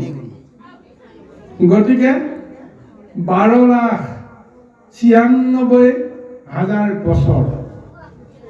সত্য যুগৰ বয়স আছিল কিমান? কলি যুগৰ 4 গুণ। চিন্তা কৰি চাওক, 17 লাখ কিমান। ডাইৰেক্ট 4 × 16 হ'লেই 32 4টা যদি আপুনি পূৰণ কৰি দিয়ে তেতিয়াহ'লে কিমান হ'ব? সিও 1,17,000 বছৰ হয়নে? বাৰু যি কি নহওক, আৰু এই যুগৰ জীৱবিলাকৰ পৰমায়ুকো এটা বান্ধি দিছে। কলি যুগৰ 100 বছৰ দিছে। এতিয়া যিটো বয়সৰ হিচাপটো দিয়া আছে, কলি যুগৰ বয়সৰ হিচাপতহে এইটো হিচাপ হৈছে। দ্বাপৰ যুগৰ বয়সটো বেলেগ, সত্য যুগৰ বয়সটো বেলেগ, ত্ৰেতা যুগৰ বয়সটো বেলেগ। গতিকে দ্বাপৰত বা সত্য যুগত 10 লক্ষ বছৰ জীয়াই থাকিব পাৰে এজন লোকে। কেনেকুৱা বয়স হ'ব চিন্তা কৰি চাবচোন বাৰু। ঠিক এনেদৰে এই বৰ্ণনাবিলাক আনিছে। গতিকে কোনোবা এজন তপস্যাই যদি 10,000 বছৰ তপস্যা কৰে, সেই যুগৰ কাৰণে অকণমান সময়, কিন্তু আমাৰ কাৰণেহে বিশাল। তাৰোপৰি আৰু এটা কথা, আজি একেটা পাৰমাৰ্থিক তত্ত্বকে আমাক দিছে। যিসকল একান্ত ভকত ভগৱন্তৰ লগত যেতিয়া সম্বন্ধ কৰি থাকে, তেওঁলোকক কাল আৰু মায়াই কেতিয়াও গ্ৰাস কৰিব নোৱাৰে। অনন্ত কাললৈকে তেওঁলোকে যদি ঈশ্বৰৰ তুতি কৰি থাকে, ঈশ্বৰৰ নামে লৈ থাকে, তেওঁলোকৰ বয়সৰ লগত কালৰ লগত সম্বন্ধ তেওঁলোকৰ নাইকিয়া হৈ যায়। এতিয়াও আপোনালোকে বিচাৰিলে আচৰিত পাব, সত্য যুগৰ পৰা যিসকল মহা ভক্ত এতিয়াও কলি যুগৰ ক'ৰবাত তেওঁলোকে এতিয়াও তপ কৰি আছে। ক'ত কৰি আছে আপুনিও দেখা নাপায়, ময়ো দেখা নাপাওঁ, কিন্তু ভাগৱতে নিৰ্ণয় দিছে কলিৰ শেষত সেই সমস্তবিলাক আকৌ পুনৰ ভগৱন্তৰ ওচৰলৈকে আহিব। গতিকে এনেদৰে আজি এই বয়সৰ যিটো ব্যৱধান, এই ব্যৱধানটো আমাৰ মতে বৰ দুৰূহ হ'লেও ভক্তৰ কাৰণে কিন্তু একেবাৰে এইটো সাধাৰণ কথা। গতিকে এই কথাটোকে আমি জানিব লাগিব। 10,000 বছৰ এটা হিচাপ এটাহে দিছে আমাৰ কলি যুগৰ নৰসকলৰ এটা হিচাপৰ লগত তুলনা কৰি। গতিকে যুগ সন্ধিখনৰ আগতে এই সত্য যুগৰ আৰম্ভণিৰ কথা দেই, সত্য যুগৰ আৰম্ভণিৰ কথা, সেইখিনি এতিয়া আমি কলি যুগত আজি এতিয়া বৰ্ণনা কৰিছোঁ। আৰু ভাগৱতখন ৰচনা হৈছে কলি যুগতহে দেই, কলি যুগতহে কিন্তু ভাগৱত ৰচনা হৈছে। ইয়াৰ আগতে কিন্তু হৃদয়তহে ভগৱন্তই এই ভাগৱতখন কাৰোবাৰ হৃদয়ত ৰাখি লৈছে। ব্ৰহ্মাৰ হৃদয়ত আছিল, নাৰদৰ হৃদয়ত আছিল। তাৰপিছত যেতিয়া ব্যাসৰ হৃদয়লৈ আহিল তেতিয়া দ্বাপৰ যুগ পৰিল। আৰু সেই দ্বাপৰ যুগৰ সমাপ্তিৰ পিছতহে এই মহাভাগৱত এতিয়া ৰূপ লৈছে কলি যুগত। বাৰু যি কি নহওক, এই ভকতক কোনো কাল আৰু মায়াই গ্ৰাস কৰিব নোৱাৰে। গতিকে ভগৱন্তৰ নামত তপস্যা কৰোঁতে যদি 10,000 বছৰো যদি অতিক্ৰম হয় তেতিয়াহ'লে তাত ভাবিব লগা একো নাথাকে দেই। আৰু আমাৰ খাদ্যৰ কথাটো যে কোৱা হৈছে, 3 প্ৰকাৰ খাদ্য আমাক এইখন সংসাৰত ভগৱতে আমাক সংসাৰত প্ৰদান কৰিছে। গুণময় খাদ্য 3টা প্ৰকাৰ আছে। এটা হৈছে সাত্বিক, ৰাজসিক আৰু তামসিক। 3টা গুণ যে আছে আমাৰ, সত, ৰজ, তম। গতিকে সাত্বিক আহাৰটো আমি অতি শুদ্ধ ৰূপত গ্ৰহণ কৰিবৰ কাৰণে বিচাৰোঁ। এই সাত্বিক আহাৰ কি? এই যে পঞ্চামৃত যে কোৱা হ'ল, ৰসযুক্ত থিৰযুক্ত যিবিলাক আহাৰ, যিবোৰ আহাৰ খালে দেহৰ অংগ পতংগই কষ্ট নাপায়, চকুৱে কষ্ট নাপায়, দাঁতেৰে কষ্ট নাপায়, পেটেৰে কষ্ট নাপায়, হজম কৰিবলৈ একেবাৰে সহজ, এই কোমল ৰসযুক্ত আহাৰবিলাককে কোৱা হৈছে সাত্বিক আহাৰ। ৰাজসিক আহাৰ, জুতি লগা যিবিলাক আহাৰ, সেই জুতি লগা আহাৰবিলাককে কোৱা হৈছে ৰাজসিক। সি জ্বলা হ'ব পাৰে, টেঙা হ'ব পাৰে, লুণীয়া হ'ব পাৰে, কেঁহা হ'ব পাৰে। যোনে যিটো খাই ভাল পায় সেই আহাৰ প্ৰস্তুত কৰি আমি খোৱাৰ যিটো অভ্যাস, সেই অভ্যাসটো কৰিলে আমি ৰাজসিক আহাৰত আমি পবিত্ৰ হৈ থাকিম। আৰু যিটো তামসিক আহাৰ বুলি কৈছে, এই তামসিক আহাৰটো আটাইতকৈ বেছি ভয়াৱহ। গেলা পচা যিবিলাক আহাৰ আমি খাওঁ এইবিলাকে হৈছে তামসিক আহাৰ। বেয়া নাপাব দেই গুৰুসকল, আইসকল।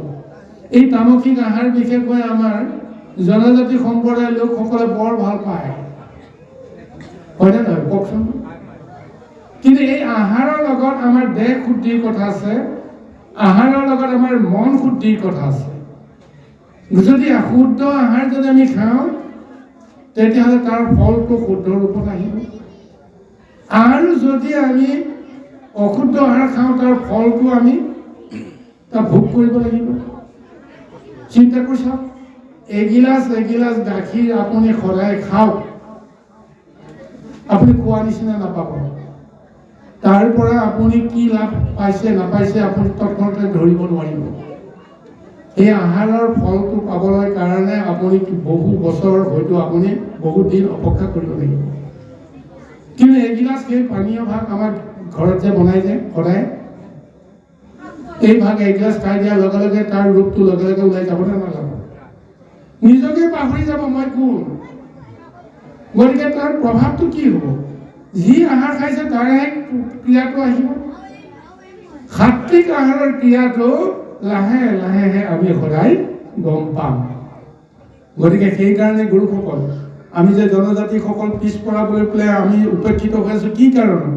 আহাৰ আৰু বিহাৰত আমাৰ পাৰ্থক্য আছে। সামাজিক এটা সংস্কাৰৰ নামত আমি বন্দী হৈ আছো, যাৰ কাৰণত আমি অন্যান্য সকলৰ দৰে বুদ্ধি বৃত্তিত আমি কিন্তু ধৈৰ্য আৰু সহ্য গুণ ৰক্ষা কৰিব নোৱাৰোঁ। আমাৰ বুদ্ধি বহুত আছে কিন্তু আমাৰ ধৈৰ্য নাই, সহ্য নাই। এই ধৈৰ্য আৰু সহ্যৰ গুণবিলাক সাত্বিক আহাৰহে আমাক প্ৰদান কৰে। সেই সাত্বিক আহাৰ প্ৰদান হোৱাৰ পিছত আপুনি এবছৰৰ পিছত, 2 বছৰৰ পিছত গম পাব যে এই টুপি এৰি দিয়াৰ পিছত এতিয়া কোনোবাই যদি মোক গালিও পাৰে তথাপিও দেখোন মোৰ খং নুঠে। কিয় নুঠে? নিজক নিজে প্ৰশ্ন কৰে যে আগতে দেখোন আঙুলি পাব নোৱাৰে, কোন তই বুলি পেলাই যেতিয়া আমি পৰস্পৰৰ লগত বিতৰ্ক কৰোঁ, কিহৰ কাৰণত? খাই দিয়াৰ পিছতোতো আমি নিজকে পাহৰি যাওঁ, গুৰু খাই নমনা হৈ যাওঁ। গতিকে আমি এইবিলাক কথা আমি চিন্তা কৰিব লাগিব, যাৰ কাৰণত আজি এইটো আমাৰ যিটো আখ্যান আমাক দিছে বিজ্ঞান তত্ত্ব সমস্তখিনি ইয়াত সোমাই আছে শাস্ত্ৰই কেতিয়াও বিজ্ঞানৰ বাহিৰে অন্য বিশ্লেষণ নিদিয়ে এই কথাটো আমি জানিব লাগিব সমস্ত বিজ্ঞানসন্মত বিশ্লেষণহে শাস্ত্ৰই দিছে ভাগৱতে দিছে গতিকে এই তত্ত্বটোক এতিয়া এনে দিয়া নাই ইয়াৰ পিছৰ পদত আমাক সুন্দৰভাৱে উল্লেখ কৰিব এই শিশুটোৱে ৰাজসিক আৰু তামসিক আহাৰ খোৱাৰ পিছত তেওঁ কি ৰূপ পায় কিন্তু আচলতে তেওঁ কি ৰূপৰ আছিল এই গোটেই কথাখিনি এতিয়া আমাৰ ইয়াৰ বৰ্ণনাত আহিছে সপ্তম মাহত এতিয়া তেওঁ ভৰি দিয়াৰ লগে লগেই এতিয়া তেওঁ জ্ঞান বুদ্ধি সমস্তখিনি বিকশিত হৈ আছে বাহিৰৰ জগতত কি হৈছে তাকো জানে ভিতৰত কি হৈ আছে তাকো জানে তেওঁ ক'ৰ পৰা আহিছে সেইটোকো জানে এই সমস্ত জ্ঞান লৈ তেওঁ অন্ধকূপত পৰি আছে আৰু আমি পিতৃ আৰু মাতৃয়ে সজাই পৰাই তেওঁক বাহিৰলৈ শুদ্ধভাৱে উলিয়াই দিবলৈ যত্ন কৰা নাই আহক আমি পৰৱৰ্তী পদটিলৈ আগবাঢ়িম কৃষ্ণ জয় কৃষ্ণ হাত ভৰি গ'ল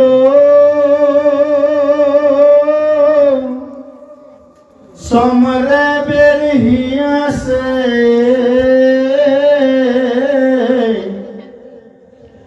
কুশিত পৰিয়াস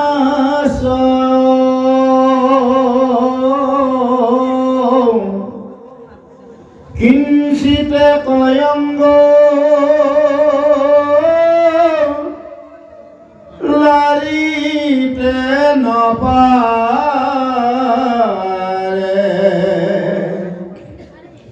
বাহাৰ সত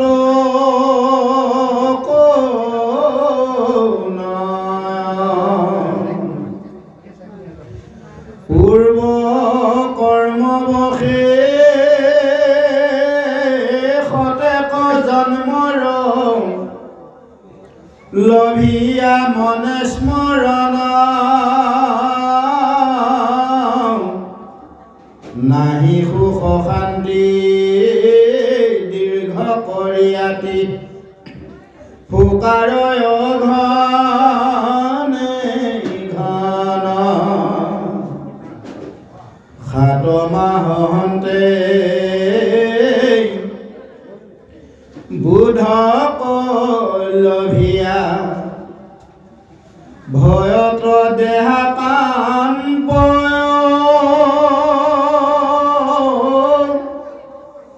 পশুতি বায়ুৰে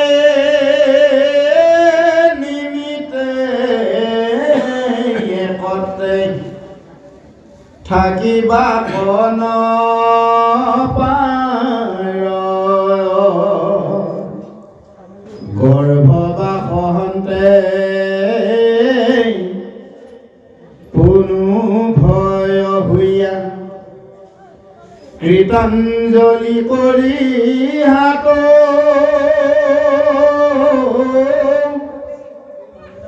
ঈশ্বৰক জীৱে কাৰুণ্য বচনে কৰয় স্তুতি তথাত জীৱনী গদতে জগত ৰাখিতে সিটো প্ৰভু কৃপা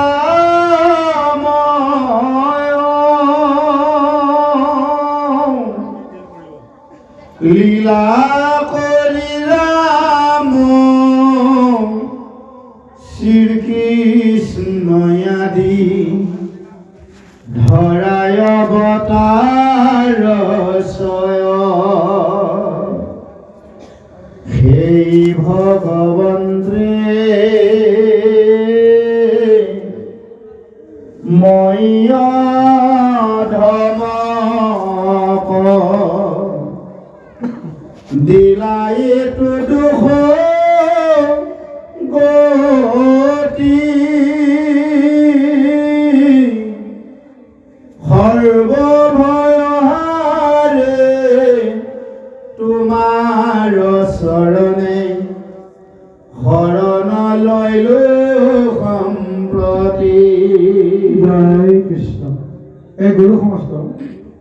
এইটো পদক এতিয়া আৰম্ভণিতে উল্লেখ কৰিছে।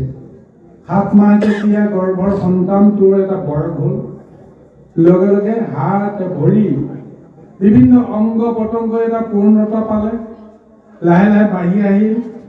এতিয়া থাকিবৰ কাৰণে তেওঁ সুখ আৰু শান্তি নাই। ইফালে মাকে খোৱা জ্বলা টেঙা বিষযুক্ত আহাৰবিলাকৰ ক্ৰিয়া প্ৰতি ক্ষণে ক্ষণে তেওঁ ভোগ কৰি আছে। চিন্তা কৰি চাওকচোন বাৰু, আমি জ্বলা আঞ্জাখিনি যেতিয়া আমি মুখত দিওঁ, নাকে মুখে আমাৰ পানী ওলাই থাকে, কিমান যন্ত্ৰণা।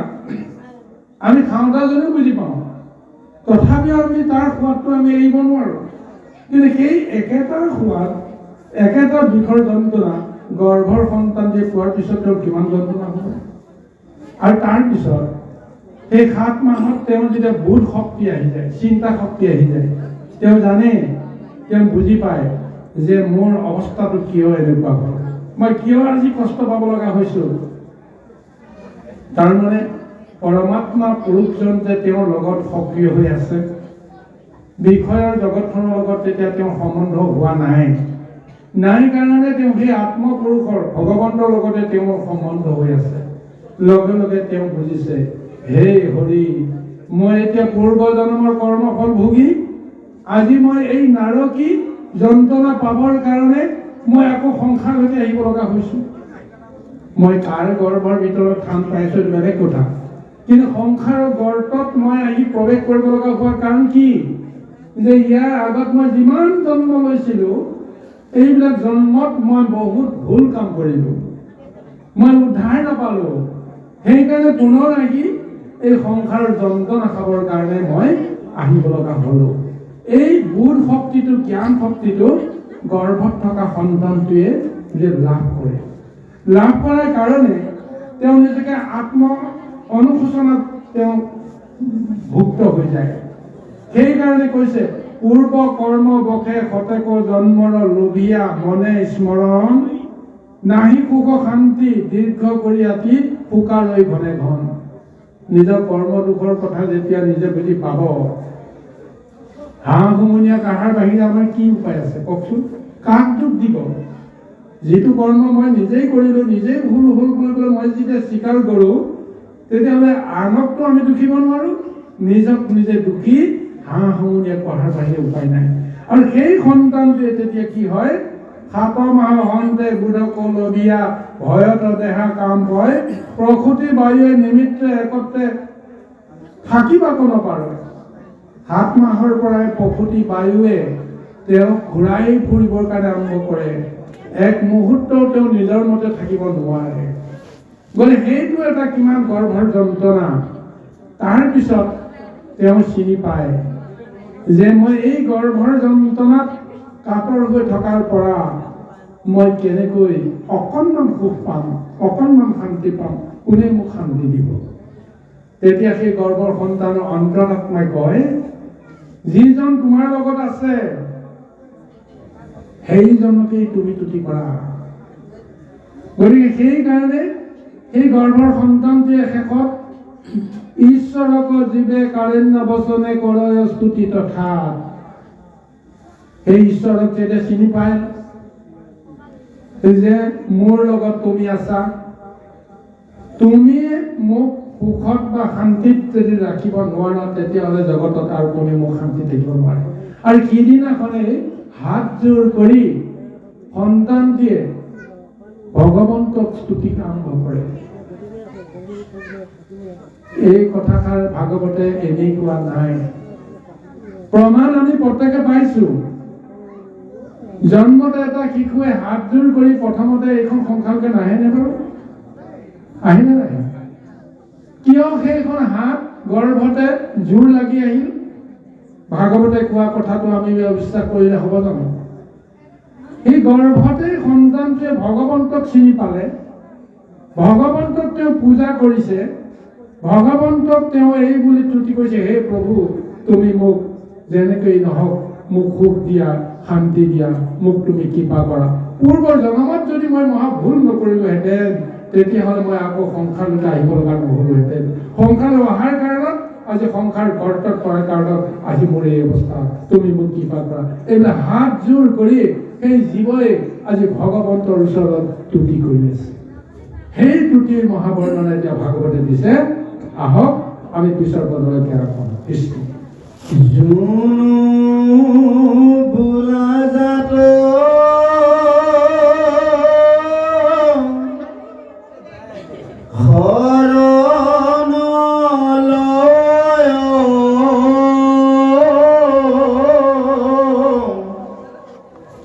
ত্ৰাণে কৰি কিবা ভেদ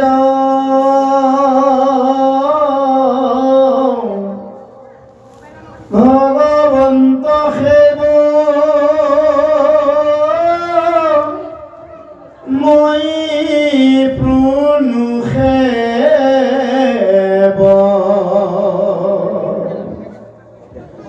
লয়হি পৰি চেদ মাতৃৰ গৰ্ভত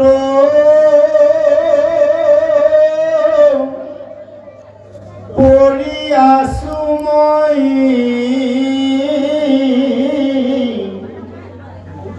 দণ্ডে যুগ সমজাই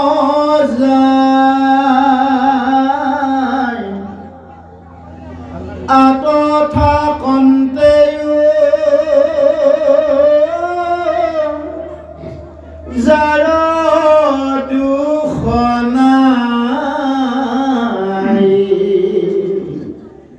প্ৰণাম তাহাৰ পাৱ।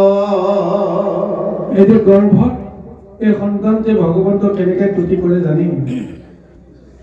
জীৱ নিগদতি জগত ৰাখিতে সিটো প্ৰভু কিবা মই লীলা কৰি ৰাম কৃষ্ণ শ্ৰীকৃষ্ণ আদি ধৰা অৱতাৰ ছয়। কিমান এক আধ্যাত্মিক মহাতত্ব আমাক ভাগৱতে দিছে। গৰ্ভৰ সন্তানটোৱে চিনি পায়, জীৱক তুতি কৰিছে, হে প্ৰভু তুমি জগত ৰক্ষা কৰিবৰ কাৰণে তুমি পৰম কৃপা কৰি তুমি মহা মহা অৱতাৰ ধাৰণ কৰি তুমি লীলা কৰা। ৰাম আৰু শ্ৰীকৃষ্ণ আদিকে ধৰি অন্যান্য অৱতাৰ তুমি ধাৰণ কৰাৰ অৰ্থ এটাই যে সংসাৰী জীৱবিলাকে তোমাৰ কৃপা পাব লাগিব, সংসাৰৰ পৰা তেওঁলোক মুক্ত হ'ব লাগিব। এইটো কাৰণতে তুমি অতি কৃপা কৰি জীৱসকলক উদ্ধাৰ কাৰণে নিৰাকাৰ জনেও নিৰঞ্জন জনেও আজি ৰূপ ল'ব লগা হৈছে। ৰাম কৃষ্ণকে আদি কৰি এই নামবিলাক লৈ তুমি কেৱল জীৱক উদ্ধাৰৰ কাৰণে মহালীলা কৰা। সেহি ভগৱন্তে মই অধমক দিলা এইটো দুখ গতি, সৰ্বভয়হাৰী তোমাৰ কাৰণে শৰণ লৈলো সম্প্ৰতি। কেনেকৈ আত্মনিবেদন কৰিছে চাওক, ঈশ্বৰক কেনেকৈ তেওঁ ভজনা কৰিছে চাওক। যিজন পৰম প্ৰভু ভগৱন্তে জীৱক উদ্ধাৰ কৰিবৰ কাৰণে তেওঁ লীলা কৰিবৰ কাৰণে ৰাম নাম লৈছে, কৃষ্ণ নাম লৈছে, অন্যান্য বহু কিছু অৱতাৰী নাম লৈছে। সেইজন কৃষ্ণই আজি মোক ইমান গৰ্বত দুখ দিছে যে হে প্ৰভু তুমি মোৰ সমস্ত ভয় তুমি হৰণ কৰা, কাৰণ মই তোমাৰ চৰণতে শৰণাপন্ন হৈছো। এতিয়া সৰ্বশ্ৰেষ্ঠ বুলি কাক আজি সেই জীৱাত্মাই শৰণাপন্ন হৈ আজি ভগৱন্তক তুতি কৰিছে। গতিকে সেই তত্ত্বটো আমি প্ৰত্যেকে উপলব্ধি কৰাটো দৰকাৰ। কাৰণ এইখন সংসাৰত আমাক কোনে জীয়াই ৰাখিছে? গৰ্ভৰ সন্তানটোৱে বা গৰ্ভ তুতি কৰিছে নকৰিছে সেই কথাটো বাস্তৱিকতে আমি উপলব্ধি কৰিব নোৱাৰো সহজতে। কিন্তু আমিতো জানো যে মই যে জীয়াই আছো, কেনেকৈ জীয়াই আছো, কোনে আমাক জীয়াই ৰাখিছে? এজন মানুহ যে মৰিল, মৰাৰ লগে লগে তেওঁক বান্ধি কুন্ধি লৈ গৈ চিতাত জ্বলাই পুৰি একেবাৰে ভস্ম কৰি দিলো। কিয় কৰি দিলো? যে তেওঁ মৰিল। আৰু তেওঁ যে মৰিল, মই যে জীয়াই আছো, পাৰ্থক্যটো আপুনি উলিয়াওকচোন। চকু, কাণ, নাক, মুখ, হস্ত, পদ, বৃক্ষ, লিংগ, দশ ইন্দ্ৰিয়, দেহৰ পূৰ্ণ অৱয়ব তেওঁৰ আছে, মোৰো আছে। কিন্তু তেওঁ মৰিল কি কাৰণে? আমি মানি লওঁ। কোনোবা এজনে ক'লে যে তাৰ ভিতৰত প্ৰাণবায়ুটো নাই, জীৱটো নাই, এইকাৰণে তেওঁ মৰিল।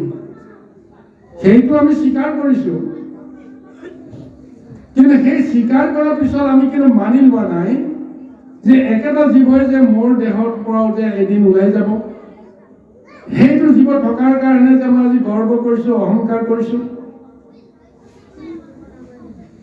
কৰ্ম কৰিছো। তেতিয়াহ'লে কোনে কৰিছে কৰ্ম? মৰা মানুহে যে কৰ্ম কৰিব নোৱাৰে, মই জীয়া মানুহটোৱে যে কৰ্ম কৰিছো, কোনে কৰি আছে? এই তত্ত্বটো যদি আমি উপলব্ধি কৰিব নোৱাৰো, আমি জীৱনটোতে মৰা। এইকাৰণে বিবেকানন্দক এবাৰ প্ৰশ্ন কৰিছিল। কোনোবা এজন সাধাৰণ এজন জনজাতি সম্প্ৰদায়ৰ এজন অদ্ভুত প্ৰকৃতিৰ লোকে প্ৰশ্ন কৰিছিল যে গুৰুদেৱ আপুনি জীয়াই আছে নে মৰিছে? তেতিয়া তেওঁ আগত কৈছে যে তুমি যি ভাবা। তেতিয়া তেওঁ কৈছে যে তুমি মোক মৰা বুলিও ধৰিব পাৰা, জীয়া বুলিও ধৰিব পাৰা, কাৰণ তোমাৰ ওপৰতে নিৰ্ণয় হ'ব মই জীয়াই আছো নে মই মৰিছো। চিন্তা কৰি চাওকচোন বাৰু। আমি প্ৰকৃততে নিজে নিজে জীৱনটোতে মৰি আছো নে নাই বাৰু কওকচোন। আমি নিজকে নিজে চিনি পোৱা নাই, নিজক নিজে বুজি পোৱা নাই, কোনটো শুদ্ধ কোনটো অশুদ্ধ ভাবি পোৱা নাই, কোনটো পথেৰে গ'লে ক'ত যাম ক'ত পাম তাকো ক'ব নোৱাৰো। তেতিয়াহ'লে আমাৰ জীয়াই থকা মৰাৰ মাজত কি পাৰ্থক্য আছে? এতিয়া বিজুলী বাতি পোহৰ কেইটা আছে কাৰণে আমি দেখি আছো জল দিনত সূৰ্যটো যেতিয়া ওলাই, এইকাৰণে আমি জল পথ চব দেখিছো। গতিকে নিজ চকুৰে দেখিছো বুলি আমি অহংকাৰ কৰো, সাক্ষী দিওঁ, হয়। কিন্তু এই বিজুলী বাতিখন নুমাই যাওকচোন, আমি ওচৰত থকা জনকে দেখোন দেখা নাপাওঁ। তেতিয়াহ'লে এই যে চকুক লৈ পেলাই আমি যদি অহংকাৰ কৰো, তেতিয়াহ'লে আপুনি বুজক কাৰ শক্তি লৈ আপুনি দেখি আছে, কাৰ শক্তি লৈ আপুনি অহংকাৰ কৰি আছে। কোন আছিল সেইজন? কোনে দিলে এই বিজুলী বাতিটো? কাৰ শক্তি আছে? তাৰমানে আপুনি বা আমি আনৰ শক্তিক লৈহে চলি আছো। এই কথাটো যদি আমি স্বীকাৰ কৰিব পাৰো, হৃদয়ত থকা ভগৱন্তজনে যে আমাক চলাই আছে, এইটো আমি কিয় স্বীকাৰ নকৰো? ভগৱন্তক নুসুধাকৈ আমি কোনো এটা কৰ্ম যে কৰিব নালাগে, এই কথাটো আমি কিয় আত্মজ্ঞানে আমি ল'ব নোৱাৰো? গতিকে এইখিনি কথা আমি ল'ব পাৰিব লাগিব। যদি আমি ল'ব পাৰো, তেতিয়াহ'লে আমি তেওঁক কোনো কাৰণতে আমি পাহৰিব নোৱাৰো। আঁতৰত থকা জন খেৰ কুটা বাঁহ কুটাকেই অৱলম্বন হিচাপে লৈ তেওঁ জীয়াই থাকিব বিচাৰে। আমিও সংসাৰী লোকসকল এনেকুৱা বিষয়ৰ আঁতৰতে আছো। অন্তৰাত্মাত থকা প্ৰভু ভগৱন্তজনক যদি আমি সাৱটি ধৰিব পাৰো, তেতিয়াহ'লে আমাৰ সংসাৰ সাগৰত কোনেও আমাক কেতিয়াও অঘটন ঘটাব নোৱাৰে।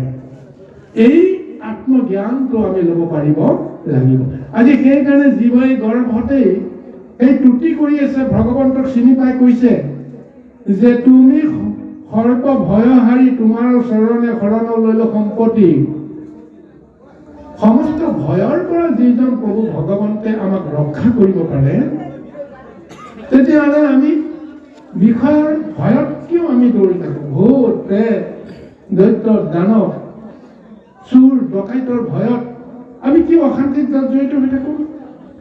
স্বয়ং কৃষ্ণ ভগৱন্তক যদি একান্তভাৱে যদি আমি বিশ্বাস কৰো, তেওঁক যদি ভজনা কৰো, তেতিয়াহ'লে আমাৰ ভয় বুলি কোনো কথা থাকিব নোৱাৰে।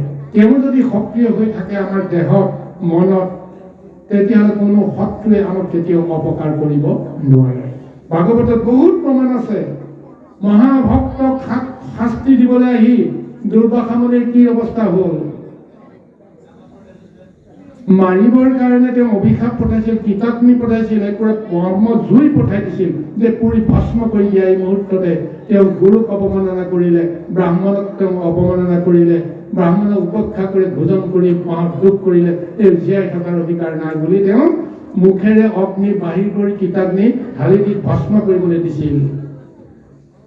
কিন্তু সেই অম্বৰীষে কি কৰিলে? তেওঁ মহাভক্ত, তেওঁ ভগৱন্তক সদায় তেওঁৰ হৃদয়ত তেওঁ ধাৰণ কৰি আছে। তাৰপিছত তেওঁ নিজেই স্তুতি কৰি কৈলে, হে প্ৰভু, মোকতো তেওঁ মাৰিব নোৱাৰে, কাৰণ মোক মাৰাৰ লগে লগে মোৰ লগত তুমি আছা, তোমাক প্ৰথমতে আক্ৰমণ কৰিব। হে প্ৰভু, তেওঁতো কাকো একো অনিষ্ট কৰিব নোৱাৰে, তুমি যেন তেওঁৰ কুবুদ্ধিটো যে তুমি মানে নাশ কৰি দিয়া, তেওঁক যেন সৎ গতি প্ৰদান কৰা, তুমি তেওঁক সৰ্বনাশ নকৰিবা। এইটো টুকুলিহে তেওঁ অম্বৰীষে কৰিছিল ভগৱন্তৰ ওচৰত। আৰু সেইকাৰণে ভগৱন্তই চক্ৰই আজি সেই অম্বৰীষে পঠোৱা সেই কীটাগ্নিক কি কৰি পেলালে? লগে লগে ভস্ম কৰি দি দুৰ্বাসাৰ পিছে পিছে দৌৰি আহিছে দুৰ্বাসাক আক্ৰমণ কৰিবৰ কাৰণে। চিন্তা কৰক, তেতিয়াহ'লে কোনে ৰক্ষা কৰিলে? সেইজনক ভগৱন্তে ৰক্ষা কৰিলে। আৰু একান্তভাৱে যিজন সাধু সন্ত মহন্ত ঈশ্বৰৰ লগত তাৰ সম্বন্ধ, জগতৰ লগত কোনো ধৰণৰ তেওঁৰ যদি শত্ৰুতা নাথাকে, কাৰো লগত যদি বৈৰী ভাৱনা নাথাকে, সকলোৰে যদি মংগল আৰু মুক্তি কামনা কৰি ঈশ্বৰৰ লগত সম্বন্ধ কৰা জনক হাজাৰ শত্ৰুৱে তেওঁক বিনাশ কৰিব নোৱাৰে। এই কথাটো আমি কিন্তু দৃঢ়তাৰে আমি স্বীকাৰ কৰিব লাগিব। সাধু সন্ত যিফালে যায়, বহুত প্ৰেত দৈত্য দানৱ অসুৰ সমস্ত বিলাকে বাট এৰি দিবলৈ বাধ্য হয়। প্ৰমাণ আপোনালোকে নিজে নিজে পাই আছে বহু ক্ষেত্ৰত, কিন্তু উমানটো নলয়। প্ৰমাণ পায়, উমান নলয়। আপোনালোকৰ গাঁৱতে এজন বৰ শান্ত শিষ্ট বৰ ধৰ্মিষ্ঠ লোক এজন আছে। সেইজনক আপোনালোকে চিনি পায় যে অমুকজন এনেকুৱা, তোমজন তেনেকুৱা, নাম কোৱাৰ প্ৰয়োজন নাই। কিন্তু তেওঁ যিটো বাটেৰে আহি আছে, সেইটো বাটৰ কিছু দূৰত কেইটামান উত্তৰণুৱা ল'ৰাই হুলস্থুল কৰি আছে, নিজৰ নিজৰ মাজতে খেলি মেলি লাগি আছে। হঠাৎ কোনোবা এটা দেখুৱাই দিলে, এইজন অমুকা আহিছে। এই অমুকা আহিছে বুলি দেখাই দিয়াৰ লগে লগে সেইসকল তাৰ পৰা ফৰিং চিটিকা দি আঁতৰি গুচি গ'ল। কিন্তু এইজনে গমেই নাপায় যে তেওঁলোকে কি কাজিয়া লাগিছে, কি খেলি মেলি লাগি আছে। কিন্তু জানে যে সেইকেইজন বৰ ভাল মনা মানুহ নহয়। এতিয়া এই ঘটনাটো সকলোতে কম বেছি পৰিমাণে ঘটি আছে। সাধু সন্ত মহন্তৰ ৰূপটো দেখা পোৱাৰ লগে লগে দৈত্য দানৱ আকৰিক শক্তিবিলাকে বাট এৰি দিয়া নহয় জানো? গতিকে ভগৱানে তেওঁলোকক সেই চেতনাটো দি দিছে, তোমালোক আঁতৰি যোৱা, তোমালোকৰ কাম নাই, যে অমুক আহিছে। সাধু সন্ত মহন্তৰ আগত তোমালোকে দৰ্শন কৰিলে তোমালোকৰ অনৰ্থ হ'ব। গতিকে এনেদৰে ভগৱন্তে সৃষ্টিখনত লীলা কৰি আছে। আমি কেৱল প্ৰমাণ সহকাৰে আমি বুজিবৰ কাৰণে আমি প্ৰযত্ন কৰিব লাগিব। গতিকে সেইকাৰণে আজি ভাগৱতে আজি মহাভক্ত ৰূপত গৰ্ভৰ সন্তানটোক প্ৰতিনিধিত্ব কৰিছে।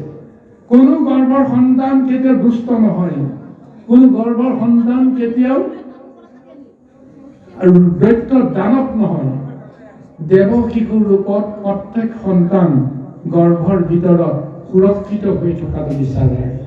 আৰু তেওঁ ভগৱন্তক মহাস্তুতি কৰি তেওঁ এই বিষয়ৰ মহা দুখৰ পৰা পৰিত্ৰাণ বিচাৰি তেওঁ কাকুতি কৰে, তুতি কৰে। সেইকাৰণে কৈছে, জনো বোলা জাত শৰণ লবই, টানে কৰি কিবা ভেদ, ভগৱন্ত সেৱ মই কোনো সেৱক লৈও এহি পৰিছে। জীৱই কৈ আছে, আনক শৰণ ললে একো লাভ নাই। কাৰণ সমস্ত বিলাকে ক'ত শৰণ ল'ব লাগিব? স্বয়ং ঈশ্বৰৰ ওচৰতে শৰণাপন্ন হ'ব লাগিব। গতিকে অন্য সকলে যদি নিজেই দৌৰিব নোৱাৰি ঈশ্বৰত শৰণাপন্ন হয়, তেতিয়াহ'লে সেইজন ঈশ্বৰ দেখোন মোৰ লগতে আছে, আনক বিচাৰি কি লাভ আছে? গতিকে সেইজন ঈশ্বৰৰ শৰণাপন্ন হ'লেই তেওঁৰ সেৱক হিচাপে মই নিজকে গণ্য কৰাব পাৰিলেই মই তেওঁৰ কৃপা পালে মই নিশ্চয় সুখী হ'ব পাৰিম। এইদৰে মাতৃৰ গৰ্ভত পৰি আছো মই, দণ্ডে যুগ সম যায়, আত থাকন্তেও যাৰ দুখ নাই, প্ৰণাম তাহাৰ পাও। এতিয়া ঈশ্বৰক তুতি কৰোঁতে কৰোঁতে কি হৈ গ'ল, তেওঁ গৰ্ভৰ যন্ত্ৰণাটো বোলে লাহে লাহে তেওঁ অনুভৱ নকৰা হ'ল।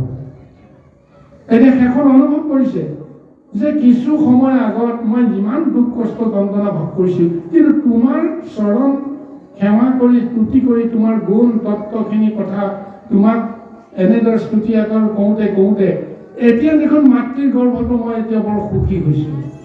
এতিয়া দেখোন মোৰ অকণমানো মোৰ দুখ আৰু কষ্ট মই যেন অনুভৱ কৰা নাই। কিহৰ কাৰণে? মই যে তোমাক দৰ্শন কৰিছোঁ, মই যে তোমাক যে মই বুজিব পাৰিছোঁ, তুমি কোন, তুমি কেনেকৈ সংসাৰখন চলাই আছা, কেনেকৈ সংসাৰত তুমি কৃপা কৰি আছা, এই কথাখিনি যে মই জানিব পাৰিলোঁ, যাৰ কাৰণত তুমি মোক কৃপা কৰি আজি গৰ্ভৰ ভিতৰতে মোক এতিয়া বৰ আনন্দিত কৰিছা, সুখী কৰিব বিচাৰিছা।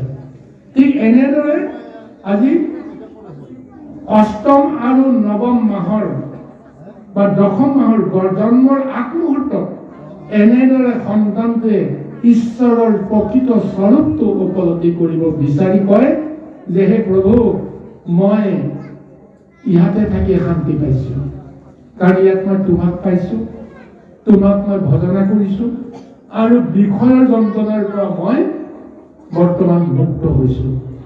গতিকে এতিয়া মই সুস্থ, গতিকে তুমি মোক বাহিৰৰ সংসাৰলৈকে নপঠাবা। ঠিক এনেদৰে গৰ্ভৰ সন্তানটোৱে ভগৱন্তৰ ওচৰতো কাকতি কৰিব লগা হয়। কৃষ্ণ পঞ্চভূত দেহে পৰি আছো মই, বন্দী হৈ আছিল কাল,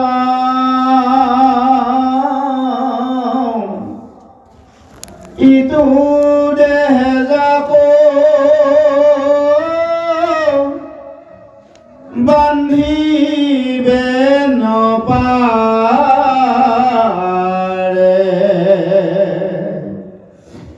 প্ৰণাম হেন কৃপাল, যদি বোলাইতো অজ্ঞান বন্ধন, জ্ঞান সে নিৰ্বতয়,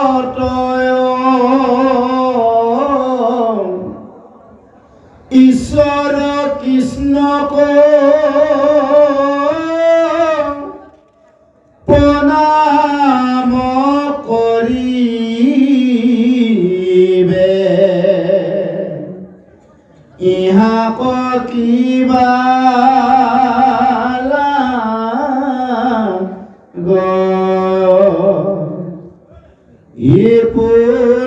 কুৎসিত আশংকাৰ শুনা, উত্তৰ কহো বুজাই, যাহাৰ মায়াত জ্ঞান নষ্ট হইয়া, জীৱে মহাকেলশ পাই, হেন ঈশ্বৰৰ অনুগ্ৰহ বিনে কমন শক্তি আমাৰ, ইটো জীৱগণে নিজ স্বৰূপক লভিবে কয় আপোনাৰ, আদেশ কৃষ্ণক সেবিবা লাগে, তেবে সে কৃপা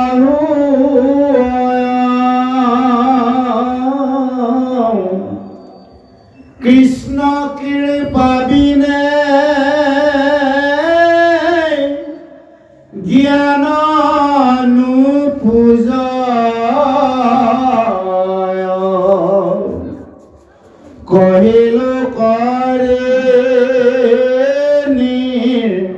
নয়ন। এতিয়া জীৱটোৱে কৈছে যে হে প্ৰভু, মই আজি তোমাৰ কৃপাত পঞ্চপতি দেহ এটা লৈ মই যে গৰ্ভৰ মই যন্ত্ৰণা ভোগ কৰি আজি অন্ধকূপত পৰি আছো, কিন্তু তোমাৰ নাম লোৱাৰ লগে লগে মোৰ কি হৈ গ'ল, সমস্ত দুখ যন্ত্ৰণা আজি যেন মই পাহৰি গ'লো। এতিয়া মাতৃ গৰ্ভেও মোক এতিয়া বান্ধি ৰাখিব পৰা নাই। কিয় নাই? কাৰণ মই সেই বন্দিত্বটো অনুভৱেই কৰা নাই। কাৰণ তুমি মোক মহা কৃপা কৰি মোক তুমি এনেদৰে সমস্ত দুখৰ পৰা মোক ৰক্ষা কৰিছা। যে সেইকাৰণে তেওঁ পুনৰ উল্লেখ কৰিছে যে ইটো দেহে যাক বান্ধিবে নপাৰে প্ৰণামো হেন কৃপাল। তোমাৰ কৃপাতে আজি মই মাতৃ দেহৰ বন্ধনৰ পৰাও মই যেন মুক্ত হৈ আছো। সেইকাৰণে তোমাক মই কোটি কোটি মই প্ৰণাম জনাইছো।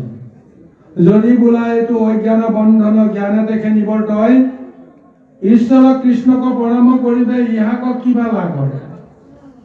হয়তো তুমি ক'ব পাৰা, হে প্ৰভু, যে এই বন্ধনটো হৈছে অজ্ঞান অন্ধকাৰৰ বন্ধনহে, গতিকে জ্ঞানক নিবৰ্তন কৰিব পাৰিলে আমি বন্ধন মুক্ত হ'ব পাৰো। সেইকাৰণে প্ৰভু মই তোমাক প্ৰণাম কৰিছো, কাৰণ তুমি মোক এই মহা বন্ধনৰ পৰা মুক্ত কৰাব পাৰা। আৰু এই কোনো কুৎসিত আশংকা শুনা উত্তৰ কহু বুজাই, যাহাৰ মায়াত জ্ঞান নষ্ট হইয়া জীৱে মহাক্লেশ পায়। এতিয়া মোৰ এটা বাসনা আছে, প্ৰভু, মইতো তোমাৰ ওচৰত এদিন স্তুতি কৰি কৈছিলো, মোক মনুষ্য জন্ম দিয়া, তোমাৰ কৰ্ম কৰো, তোমাৰ কৰ্ম কৰি মই সংসাৰৰ পৰা মই মুক্ত হৈ আহিব পাৰিম। এই বুলি তোমাক মই স্তুতি কৰিছিলো, আৰু সেই স্তুতিত সন্তুষ্ট হৈ তুমি মোক আজি নৱৰূপ দিবৰ কাৰণে প্ৰযত্ন কৰি মোক মাতৃ গৰ্ভৰ ভিতৰত এতিয়া অৱস্থান কৰাই এতিয়া মোক সংসাৰলৈকে লৈ যোৱাৰ চেষ্টা কৰিছে। কিন্তু মোৰ ভয় হৈ গৈছে প্ৰভু, বাহিৰলৈ যোৱাৰ লগে লগে যেতিয়া অজ্ঞান অন্ধকাৰে আগুৰি ধৰিব, তেতিয়াতো মইতো পাহৰি যাম, তোমাকতো মই দেখা নাপাম, তেতিয়া মোৰ কি হ'ব? আজি গৰ্ভত থাকোঁতে তোমাক চিনিব পাৰিছো, বুজিব পাৰিছো, তোমাক বুজিব পাৰিছো, কিন্তু তোমাৰ মায়া সংসাৰৰ যিটো ৰূপ মই দেখিছো, বুজিছো, শুনিছো, সেই মায়া সংসাৰে যাবলৈ মোৰ ভয় লাগিছে প্ৰভু। তুমি যে মোক কৃপা কৰা, এই মায়া সংসাৰ পৰিৱৰ্তে মোক ইয়াতেই মোক ৰখাটোকহে মই এতিয়া কামনা কৰিছো। চাওক কি দুৰ্বাৰ বাসনা এতিয়া তেওঁ কৰিব কামিছে। এতিয়া স্বৰূপতে সেইটো হয়নে নহয় চাওকচোন বাৰু। চকু কাণ নাক মুখ চব ঠিকে আছে, জন্ম হোৱাৰ লগে লগে শিশুটোৱে তেওঁ কান্দি কান্দি উমান দিছে যে মই জীয়াই আছো, তাৰ বাহিৰে তেওঁ একো দেখা নাপায়, একো শুনা নাপায়, হাত ভৰিয়ে তেওঁ একো কৰিব নোৱাৰে। তেতিয়া সেই অংগ পতংগবিলাক থাকি কি লাভ হ'ব? চিন্তা কৰি চাওকচোন বাৰু। শিশুটোৱে চকু মেলি থাকে, অথচ সি যে দেখে তেওঁ নিজে অনুভৱ নকৰে। আমিওতো জানো যে তেওঁ কাকো দেখা নাপায়, কাকো চিনিব নোৱাৰে। তেতিয়াহ'লে সেই চকু কাণ নাক মুখৰ অৱস্থা কি হ'ল? অৰ্থাৎ জীৱই সংসাৰলৈ আহি অন্ধকাৰতেই যে তেওঁ পতিত হ'ব লগা হয়, সেই প্ৰমাণটোকে আমাক দিছে। গৰ্ভৰ ভিতৰত থাকোঁতে চব দেখিছিল, বাহিৰৰ সংসাৰলৈ আহোঁতে তেওঁ চব নেদেখা হৈ গ'ল। সেইকাৰণে কৈছে, যাহাৰ মায়াত জ্ঞান নষ্ট হইয়া জীৱে মহাক্লেশ পায়। অন্ধজনে কিমান কষ্ট পাব লগা হয়। কোনটো বাটেৰে গ'লে তেওঁ সুগমভাৱে যাব পাৰিব, তেওঁ সেই সন্ধান কৰোঁতে কৰোঁতে খালত পৰে, জেঙত পৰে, ক'ৰবাত উজুতি খায়, বিভিন্ন ধৰণৰ তোমাৰ যন্ত্ৰণা। তদ্ৰূপ আজি তোমাৰ মায়াই জীৱসকলক এনেদৰেই ঘূৰাই নি কৰিছে। মিছা কথা আমাৰ চকুযোৰ আছে কাৰণে আমি চব দেখিছো, নাই দেখা। কোনটো ভাল কোনটো বেয়া তাকেই বুজিব নোৱাৰো। তেতিয়াহ'লে দেখা আৰু নেদেখাৰ মাজত পাৰ্থক্য কি? নিজক নিজে চিন্তা কৰি চাওকচোন, হয় নে নহয়?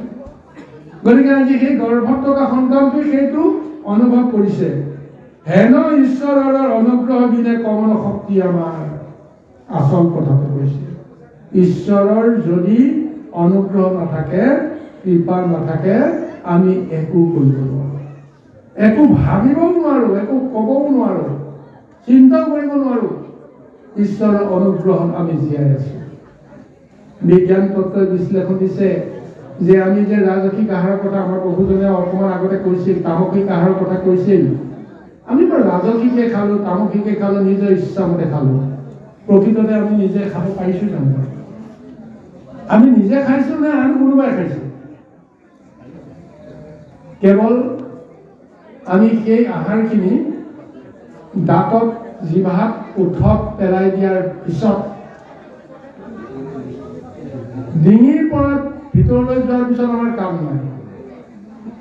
সেই আহাৰবিলাক কি হ'ল, কোনে লৈ গ'ল, কেনেকৈ শক্তি উৎপাদন হ'ল, কি হ'ল নহ'ল, তাৰ জানো কিবা এটা আমি অনুভৱ কৰোঁ জানো? কোনে দেহৰ ভিতৰত সেই আহাৰবিলাকক হজম কৰিলে, কোনে শক্তি যোগান ধৰিলে, এই কথাটোতো আমি অনুভৱ নকৰোঁ। ভগৱন্তে তেওঁৰ নিজৰ শক্তিৰে, অগ্নি ৰূপেৰে সেই আহাৰবিলাক হজম কৰি নিদিয়াহেঁতেন আমি এই দেহটোক আমি সুস্থ ৰূপত ৰাখিব পাৰিলোহেঁতেন নে? নোৱাৰো। তেতিয়াহ'লে কোনে হজম কৰি আছে খাদ্যবিলাক, কোনে খাই আছে? অগ্নিৰূপী ভগৱন্তৰ এটা ৰূপে তাক হজম কৰিব কাৰণে বাধ্য হৈছে। কিন্তু সেই অগ্নিয়ে নিবিচাৰে যে মোক অমুক আহাৰহে লাগিব, তমুক আহাৰহে লাগিব, অমুক হ'লেহে মই হজম কৰিম, তমুক হ'লে মই হজম নকৰিম। তেওঁৰ কোৱাৰ কোনো ব্যৱস্থা নাই।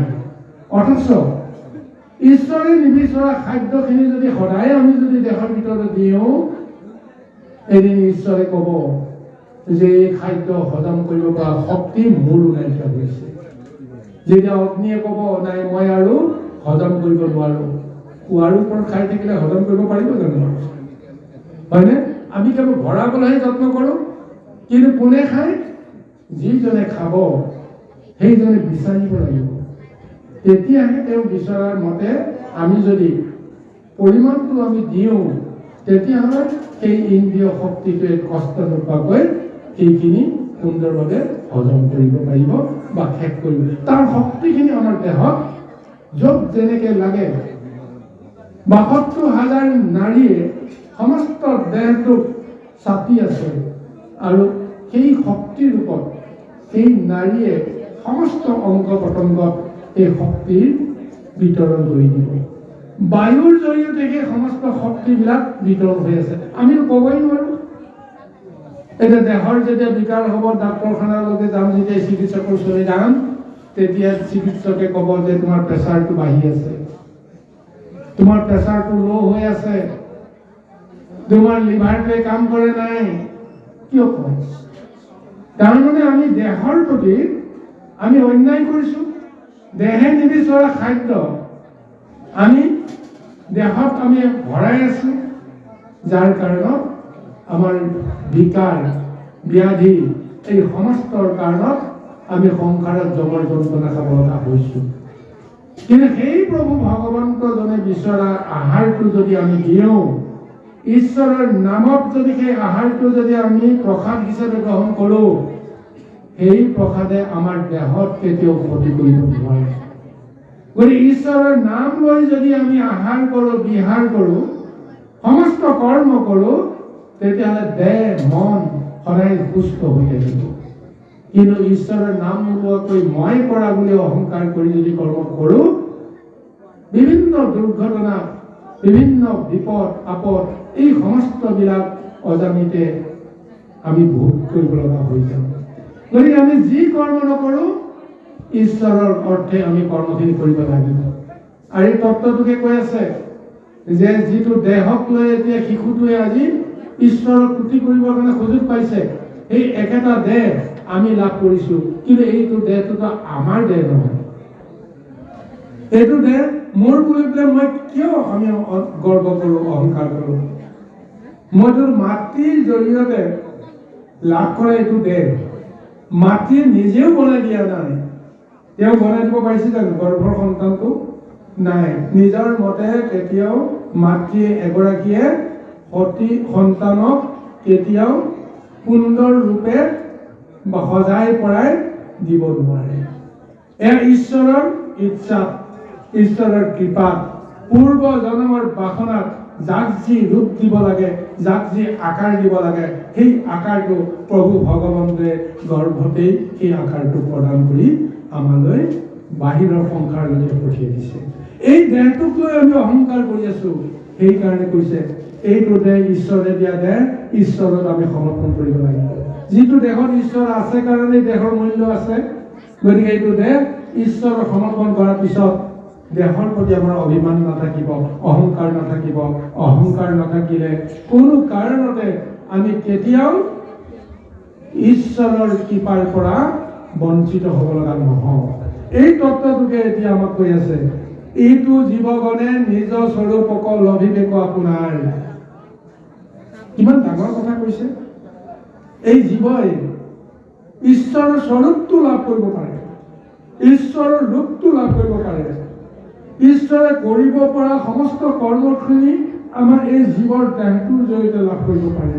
কিন্তু এইটো দেহক লৈ মায়া সংসাৰত আহি আমি কেৱল অজ্ঞান অন্ধকাৰে ডুব যোৱাৰ বাহিৰে সঁচাটোক মিছা, মিছাটোক সঁচা বুলি আমি ভ্ৰম কৰাৰ বাহিৰে আমি আচলতে একো কৰিব পৰা নাই। কাৰোবাৰ উপদেশ বিচাৰিছোঁ কি কৰিব লাগিব, সেই উপদেশটো সঁচা নে মিছা তাকো আমি ক'ব নোৱাৰোঁ। কিন্তু অন্ধভাৱে আমি খেপিয়াই ফুৰাৰ দৰে আমি সংসাৰত আমি আহিছোঁ। যিটো অনুভৱ গৰ্ভৰ সন্তানটোৱে অনুভৱ কৰি শেষত ভগৱন্তই কৈছে, প্ৰভু মই আৰু তোমাৰ সংসাৰলৈকে নাযাওঁ, গতিকে তুমি মোক ইয়াতে যেনেকৈ মোক সুখ দিছা, শান্তি দিছা, তোমাক বুজিবৰ কাৰণে সুযোগ দিছা, এইটো যে তুমি মোক ইয়াতেই অনন্ত কাললৈকে কৃপা কৰা। এইখিনিতে গৰ্ভ সন্তানৰ লগত সম্বন্ধ ৰখা এটা কাহিনী আপোনালোকে জানিব লাগিব। এতিয়া যিখন মহাভাগৱত আজি বৈকুণ্ঠৰ পৰা লৈ আহি ভগৱন্তে দিলে ব্ৰহ্মাক, ব্ৰহ্মাই দিলে নাৰদক, নাৰদে দিলে ব্যাসক, ব্যাসে দিলে শুকক। এই শুকৰ জন্মৰ যিটো ৰহস্য, এই ৰহস্যৰ বিষয়ে অকণমান আপোনাসকলক জনাব বিচাৰিছোঁ যে এই শুক মানে জন্ম কেনেকৈ ব্যাসৰ সন্তান হ'ল, ব্যাসৰ পুত্ৰ যে হ'ল কেনেকৈ হ'ল, তাৰ এই মনোৰম কাহিনীটো। এদিন পাৰ্বতীয়ে শিৱক এই বুলি প্ৰশ্ন কৰিছে যে হে প্ৰভু, মইতো জানো তুমিয়ে জগতৰ ঈশ্বৰ, তুমিয়ে জগতৰ গুৰু, দেৱাদিদেৱ মহাদেৱ বুলি তোমাকে সকলোৱে পূজা কৰে, কিন্তু তুমিতো কাৰোবাক ধ্যান কৰা, তুমি কাক পূজা কৰা?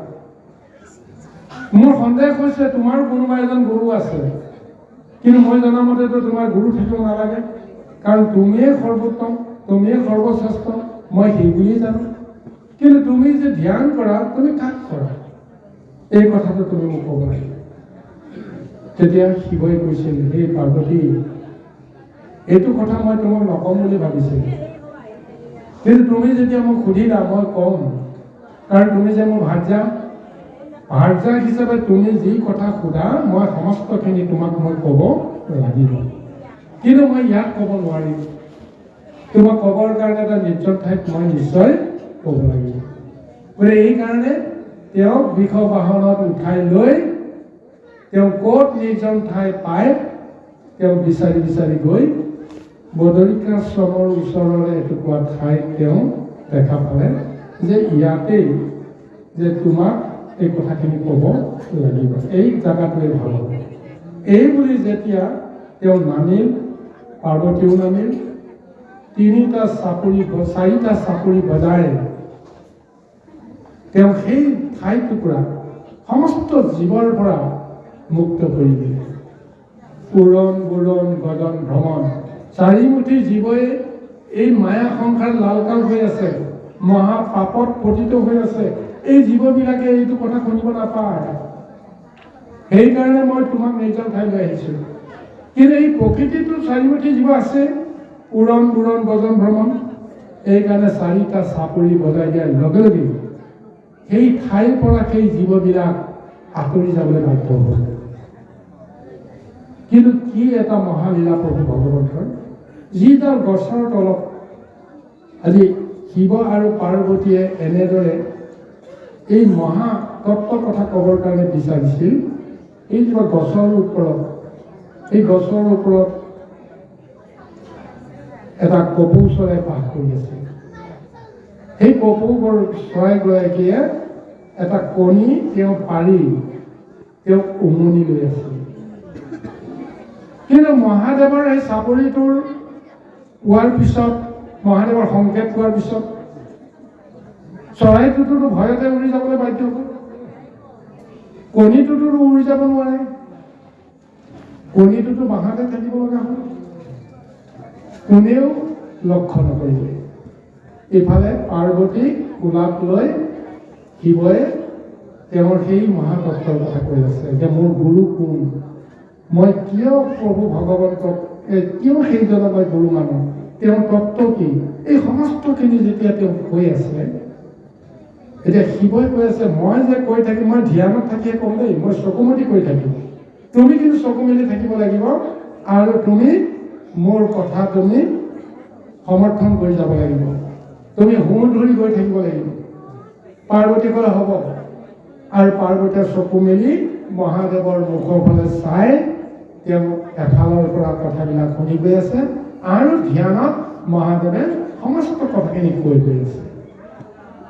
আৰু এই কথাখিনি কওঁতে কওঁতে এটা সময়ত এই গছৰ ওপৰত থকা কণীটোৰ ভিতৰত থকা সেই পোৱালিটো লাহে লাহে তেওঁ যেতিয়া সেই কণী ফুটি যেতিয়া ওলাল, কণী ফুটি ওলোৱাৰ পিছত যেতিয়া পাখি গজিল, পাখি গজাৰ পিছত এই সমস্তবিলাক তত্ত্ব কথা তেওঁ শুনি আছে।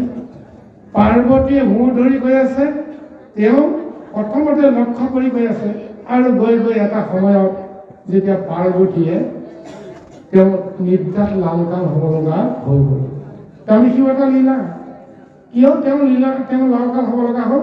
কাৰণ প্ৰকৃতিয়ে এই ৰহস্য তত্ত্ববিলাক জনাৰ প্ৰয়োজন নাই। তথাপিও জানিব বিচাৰিলে যেতিয়া তেওঁতো দিবই লাগিব, নিদিওঁ বুলি ক'ব নোৱাৰে। গতিকে সেই অধিকাৰৰ পৰা তেওঁ নিজে নিজে বঞ্চিত হোৱাৰ কাৰণতে তেওঁ আচলতে নিদ্ৰাত তেওঁ আশ্ৰয় ল'ব লগা হৈ গ'ল, তেওঁ অচেতন হৈ গ'ল। ইফালে শিৱৰ তত্ত্বৰ কথা শেষ হোৱা নাই। তেতিয়া লগে লগে সেই চৰাইটোৱে যেতিয়া হুঁ ধৰি ধৰি গৈ আছে, একেটা মাতেৰে গৈ আছে, এটা সময়ত শিৱৰ সমস্ত তত্ত্ব কথা কৈ শেষ, চকু মেলি চালে যে পাৰ্বতীটো তেওঁৰ কোলাত নিদ্ৰাত তেওঁ লালসাল হৈ আছে। তেতিয়া লগে লগে তেওঁ মনত আহিছে যে কোন জীৱই, কোন অনৰ্থকাৰী জীৱই মোৰ এই সমস্ত তত্ত্বটো শুনিলে। শিৱৰ যেতিয়া ক্ৰোধটো গম পাই গ'ল, লগে লগে চৰাইটোৱে তাৰ পৰা ভুৰুংকৈ উৰি গুচি গ'ল। শিৱই দেখিলে এই দুষ্ট চৰাইটোৱে মোৰ পৰা সমস্ত জ্ঞান লৈছে, এই জ্ঞানখিনি লৈ তেওঁ ক'ত কি অনৰ্থ কৰিব ঠিক নাই, কাক কেনেকৈ দিব ঠিক নাই, গতিকে ইয়াক মই ইয়াতেই হজম কৰিব লাগে। তেওঁ যেতিয়া ত্ৰিশূল লৈ দৌৰি গৈ আছে চৰাইটোৰ পিছে পিছে, এই চৰাইটোৱে প্ৰাণৰ ভয়ত দৌৰি গৈ থাকোঁতে এইখিনি সময়তো ব্যাসে মহা তপ কৰি আছিল।